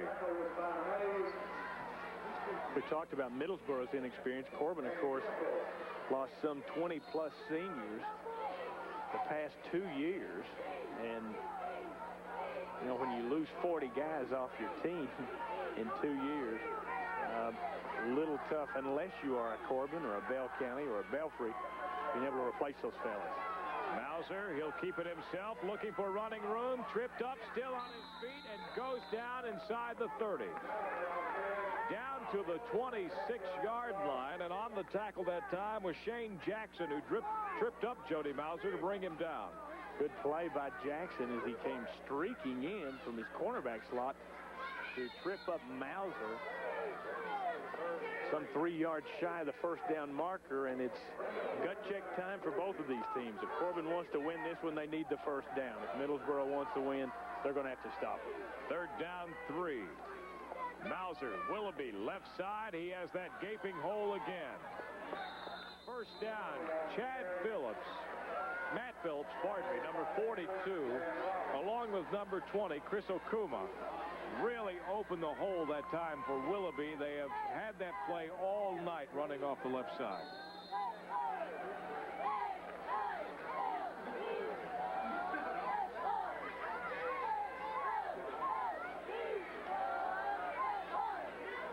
First down and 10 from the 20. Mauser to Phillips. He is hit, pushed all the way back to the 26. It'll be a loss of about 5 yards. Like Matt Helms, also Shane Jackson with the stop. Of course, don't put it past the Red Hounds if the Yellow Jackets try to cheat up a little bit. On the run, Mauser can find some open receivers. The tight end was lonesome a number of times in that first half. Second down, 15 this time. Mauser, Willoughby, left side, looking at his blockers, turns it back in. Down to the 20, he'll gain the 5 back, and Willoughby really struggling that time for every yard. Good job. He didn't have much room, but he managed to evade some tacklers and turn a positive play out of one that could easily have been stopped for no gain. Once again, a big third down call, and Corbin with the timeout. Timeout, Corbin. Well, the Roundhounds are going to talk it over right now. 6 minutes, 8 seconds, Jim. They would love to get a touchdown. In fact, Corbin needs some kind of score or some kind of big offensive play to gain back some momentum. They scored all 28 points in the first quarter. Led 28-0. Since then, it has been Middlesboro, 14 unanswered points. And the Red Hounds have yet to get back on track. And of all honesty, it looked easy in the first quarter, didn't it? It did look easy as the Yellow Jackets unable to stem the tide early. So we began this third quarter of play. Middlesboro with the ball, 4 downs and out. And now the Red Hounds have pushed across a couple of first downs and with another critical third down call. Third and just over 10 yards. Big 88. Mark Mims has been open. And over the middle. A lot of times you find some open areas on these third down calls. Wouldn't be surprised to see Mauser go to him. Of course, running the ball, they've had some good success off the left side. And we saw in the first half on a big third down call where they kept the ball on the ground and got the first down. Well, that's certainly in the playbook. Third down 10 for Corbin.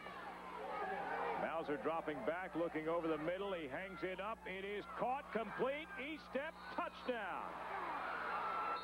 Jason Eastep for the touchdown. What a route, catch, and then the dive for the goal line. Tremendous leap into the end zone. Tough throw for Mauser, throwing the sideline, and The throw and catch puts Corbin up now 34-14 by 20, and that could have put a few of the nails in the coffin of the Yellow Jackets. Well, Jody Mauser was so patient in the pocket that time. He waited for Estep to complete his route and then just put the ball where it had to be. All-around athlete is Mauser, and gets the job done on offense as well as defense. Matt Phillips, if they can get the snap off, no, they will not. It will be a delay of game penalty. That is their second of the night on the extra point, and I'm sure that Corbin is trying to figure out some way to get Matt Phillips a shoe on quicker than what they're doing. A lot of pressure on Phillips as he shoeless Joe Jackson never had that problem, did he? No question. Here in homecoming 1992, Middlesboro. Snap down, Mauser with a hold. The kick is on the way by Phillips. It is good. He is 5 of 5 tonight. And the Red Hounds of Corbin strike first in the second half. It is a 6-minute drive for them. 6 minutes on the clock. 35-14.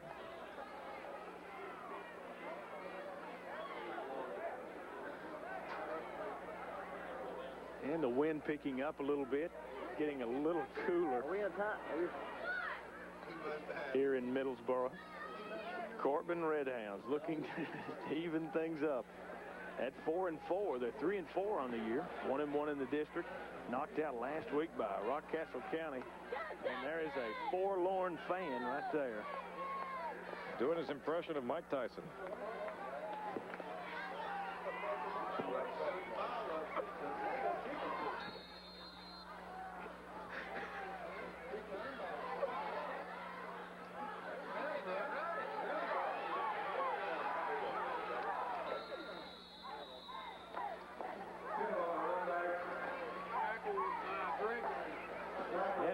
Jackets will set up shop in good shape once again as Corbin just kind of afraid to kick it deep to the explosive backs that Middlesboro can put on the field. So now Middlesboro sets up shop on a short field once again on their own 40-yard line. And I would look, Keith, for Coach Barnett to try to get the ball in the hands of 44 as much as possible. Good call on first down, and Witherspoon to the right side. He had a touchdown in the first half of play, Jim, from just about that same field position. Identical call, and he almost broke it again. Good speed, and off the right side, they found some good yardage as opposed to Corbin as they've been hammering the left side. Right now, as we go inside 6 minutes to play, Middlesboro will have to come up with something quick to get back in this one. Well, you must remember they trailed 28-0 in the first quarter when we all thought this game is over. All of a sudden back in it. Now Corbin is struck again. 1st and 10 from the 45. Shane Jackson moving to the right side, and we're going to have a penalty flag. Oh, pardon me. We're going to have a timeout. Evidently, Middlesboro couldn't get it straight. We'll take a timeout, talk it over. When we return, Corbin leads 35-14 over Middlesboro.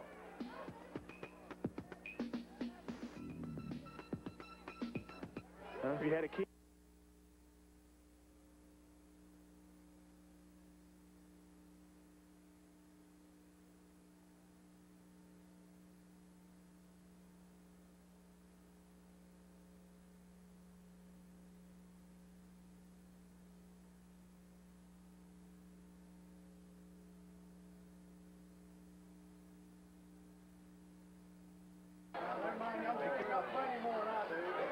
Well, the Middlesboro Yellow Jackets trying to get something going here in the third quarter. 5 minutes, 9 seconds remaining in this quarter.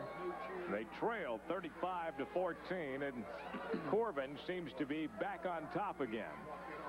Van Kirk, 1st and 10. He has a quarterback keeper for about 3 yards.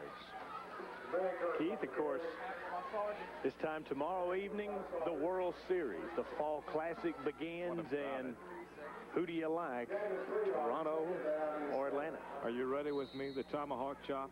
You got the tomahawk count. You got to go with the Braves, don't you? You come back in the 9th inning against the Pirates, 1 man out, bases loaded, 2-0, and you win.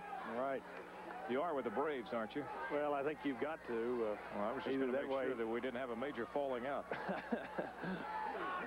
Van Kirk looking over the middle. It is incomplete. It was intended that time for number 33, Brian Houston, who had one of those quick touchdown passes early in the second quarter to get this back into a ball game. Right. That was the same pattern they ran for the touchdown, but Corbin had that one pretty well smelled out, and pass goes over the head, incomplete. But back to the World Series. Wouldn't you love to be the agent for Cabrera right now for the Braves?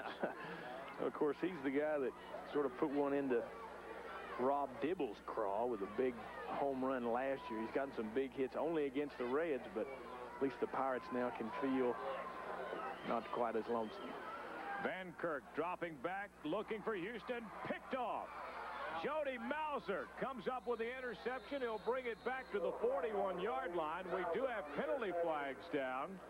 Have to sort this one out, and I think they're going to have an illegal use of hands, sort of a holding call against Corbin, and I think that will negate the interception. Don't know. The interception might have occurred before the flag came down, so they'll just have to sort that one out. Looked clear that the flag fell after the interception. In fact, the flag fell after Mauser had been brought down at the 41. Just have to see as they sort this one out. Referee Gary Harris will speak with his crew, Marvin Brewer, Jerry Kirk, Darrell Washington, and Bob Ray, and they shall work this one out. I think this, Keith, as you mentioned, I think this will go against Corbin, but it will be Corbin football. Jim, since you mentioned the World Series, we'll tell you can see all that action right here on CBS. You got it. And, is it going to be a confrontation between my man, Tim McCarver, and Deion Sanders? Look out. What a World Series.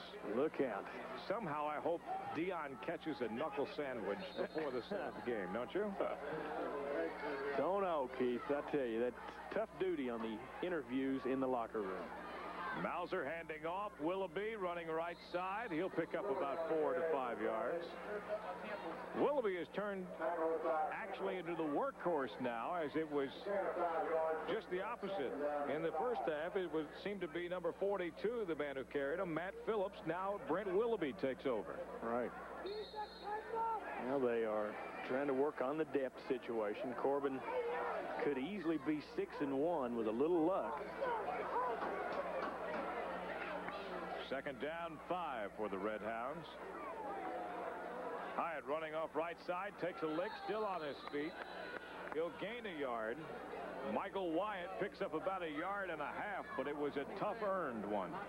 Corbin's 4 losses. The opener to defending 2A champ Danville in the Thoroughbred Bowl. Bell County took him out in the final moments. Of course, Bell County still undefeated. Glasgow took out Corbin in a rainstorm in overtime, and of course, really the only game that they have been out of it from the get-go was Rockcastle County, 35-6 last week.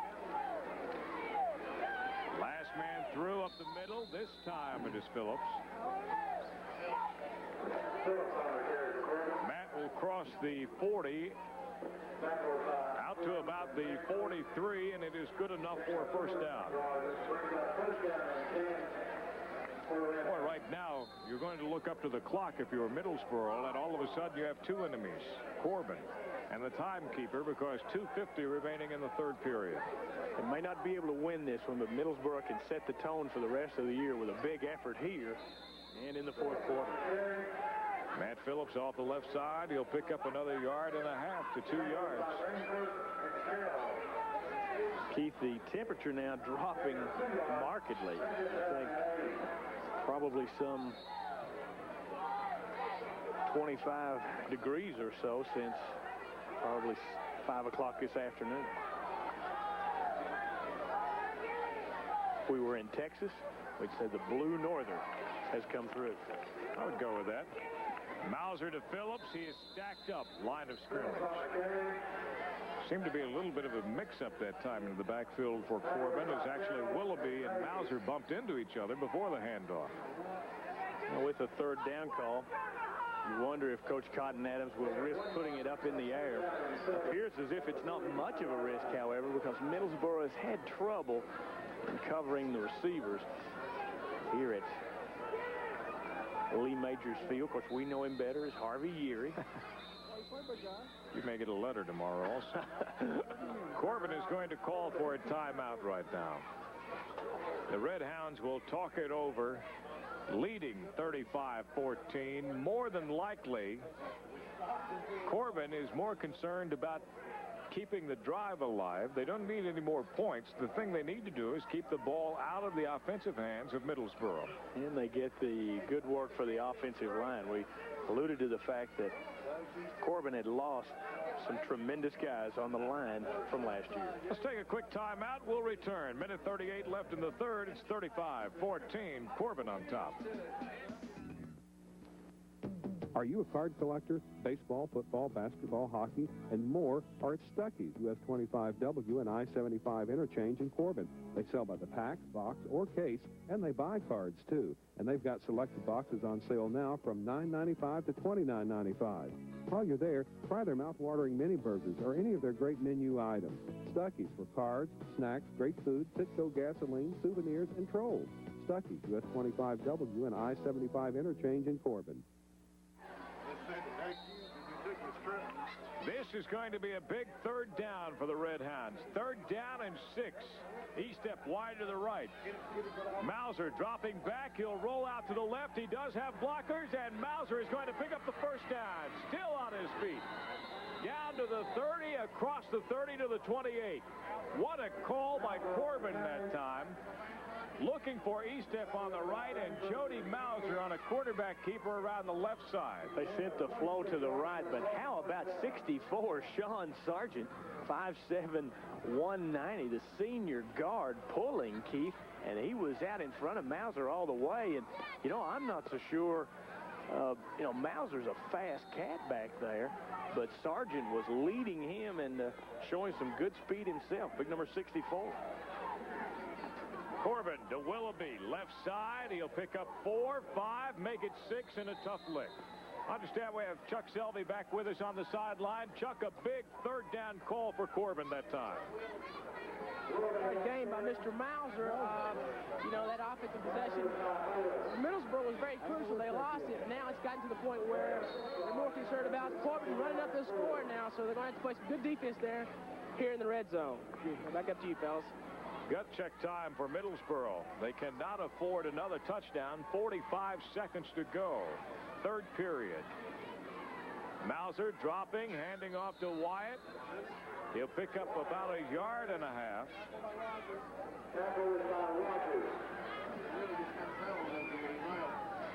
Clock continues to tick.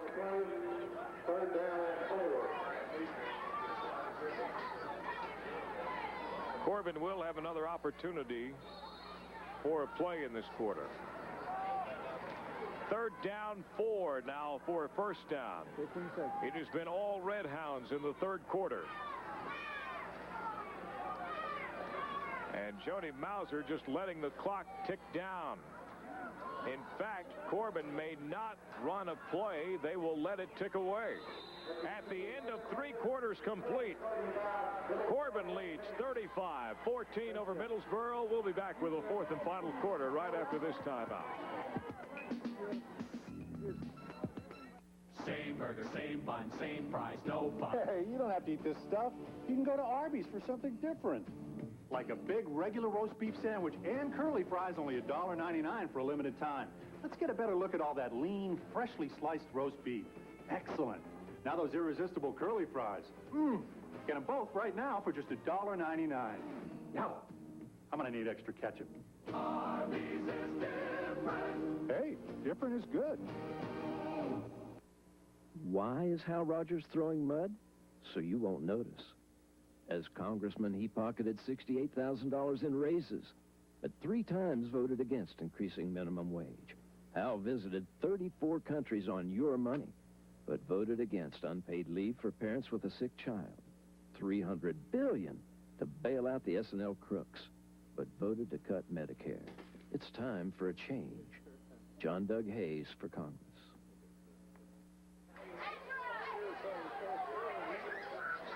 Final 12 minutes of action. Corbin leading over Middlesboro 35-14. We remind you, coming up after this ball game, we'll be on the field with the most valuable player. Brought to you tonight by Stuckey's.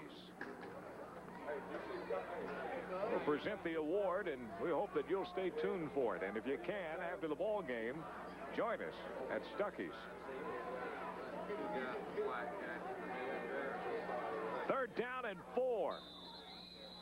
Flags will fly, and Jim, it looked as if, though, Mauser may have drawn Middlesboro offsides. Yeah, he sort of went into the staggered count, I would believe, and perhaps the Yellow Jackets a little over anxious jump off, and Gary Harris with the signal there. It will be a first down, I believe, Keith. We'll have to see as they step it off, but I think he's drawn them off for the first.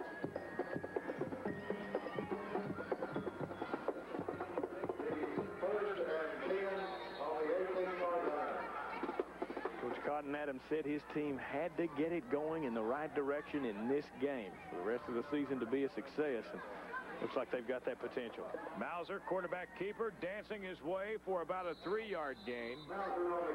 Boy, Jody Mauser has had quite a ball game. It has been a consistent game, Jim. It has been, and he's putting his name in contention for the MVP. As he's been on the money with the throws and came up with an interception also. So you've seen a number of fellas play pretty well here. I think Middlesboro now with some situations, they're going to be caught about a man short, and they're desperately trying to go for the timeout. They only had 10 guys on the field there, Keith. Well, the Yellow Jackets are struggling right now because Corbin threatening to score once again. If they do, already at this point, you could say it is a Corbin ball game or a Corbin win. And this has got to be an important victory to Corbin, Jim, after coming off the loss to Rockcastle County and the heartbreaking defeats that they've had. Certainly so, Keith. And, of course, there will be college football on WYMT tomorrow. Right. And that will occur a little bit earlier than what most people expect for football, but a whole afternoon of football. But tomorrow at 10 o'clock, Georgetown takes on Union down at Georgetown. And it's a live ball game also. I don't know that I've ever heard of a football game starting at 10 o'clock. Well, when WYMT and WKYT get into the action, look for any type of starting time. We bring you the best in not only high school, but college football. Boy, it's going to be awful early to be banging heads, isn't it? And, of course, this wraps up our regular season of high school telecast. We'll have Union and Cumberland College on the 31st, and that game will be going at 1 o'clock, also live, I believe, Keith. Absolutely. Corbin handing off. It is Willoughby running right side, and he is down to the 5-yard line. Brent Willoughby. He doesn't have a lot of points or scores tonight for his effort, but I'll guarantee you that Willoughby has been a big part of this win. He has, and of course, last year he was pressed into service heavily when Matt Phillips shackled by injury for a couple of 3 games. In particular, in the Everett's game, Phillips was unable to play, and Coach Cotton Adams felt like that hurt the quickness aspect of his running game. First and goal for Corbin. Mauser handing off up the middle to Okuma. He will not make it in. Shy of the touchdown. Jim, we do want to let everyone know, even though this ends the regular season of high school, we hope to bring you some playoff action this year. And as always, if our mountain teams make it down to Cardinal Stadium in Louisville, we'll be on hand, as we hope to be throughout the years, to bring you the action from Louisville's Cardinal Stadium. Sure, driving down on 25, Keith. Got a chance, 25E, as you come into Bell County, you see the AAA champs, the sign, and of course we were there last year. Mauser, quarterback keeper. He's going to dance his way in, but we have flags flying. And it looks as if, though, it's going to be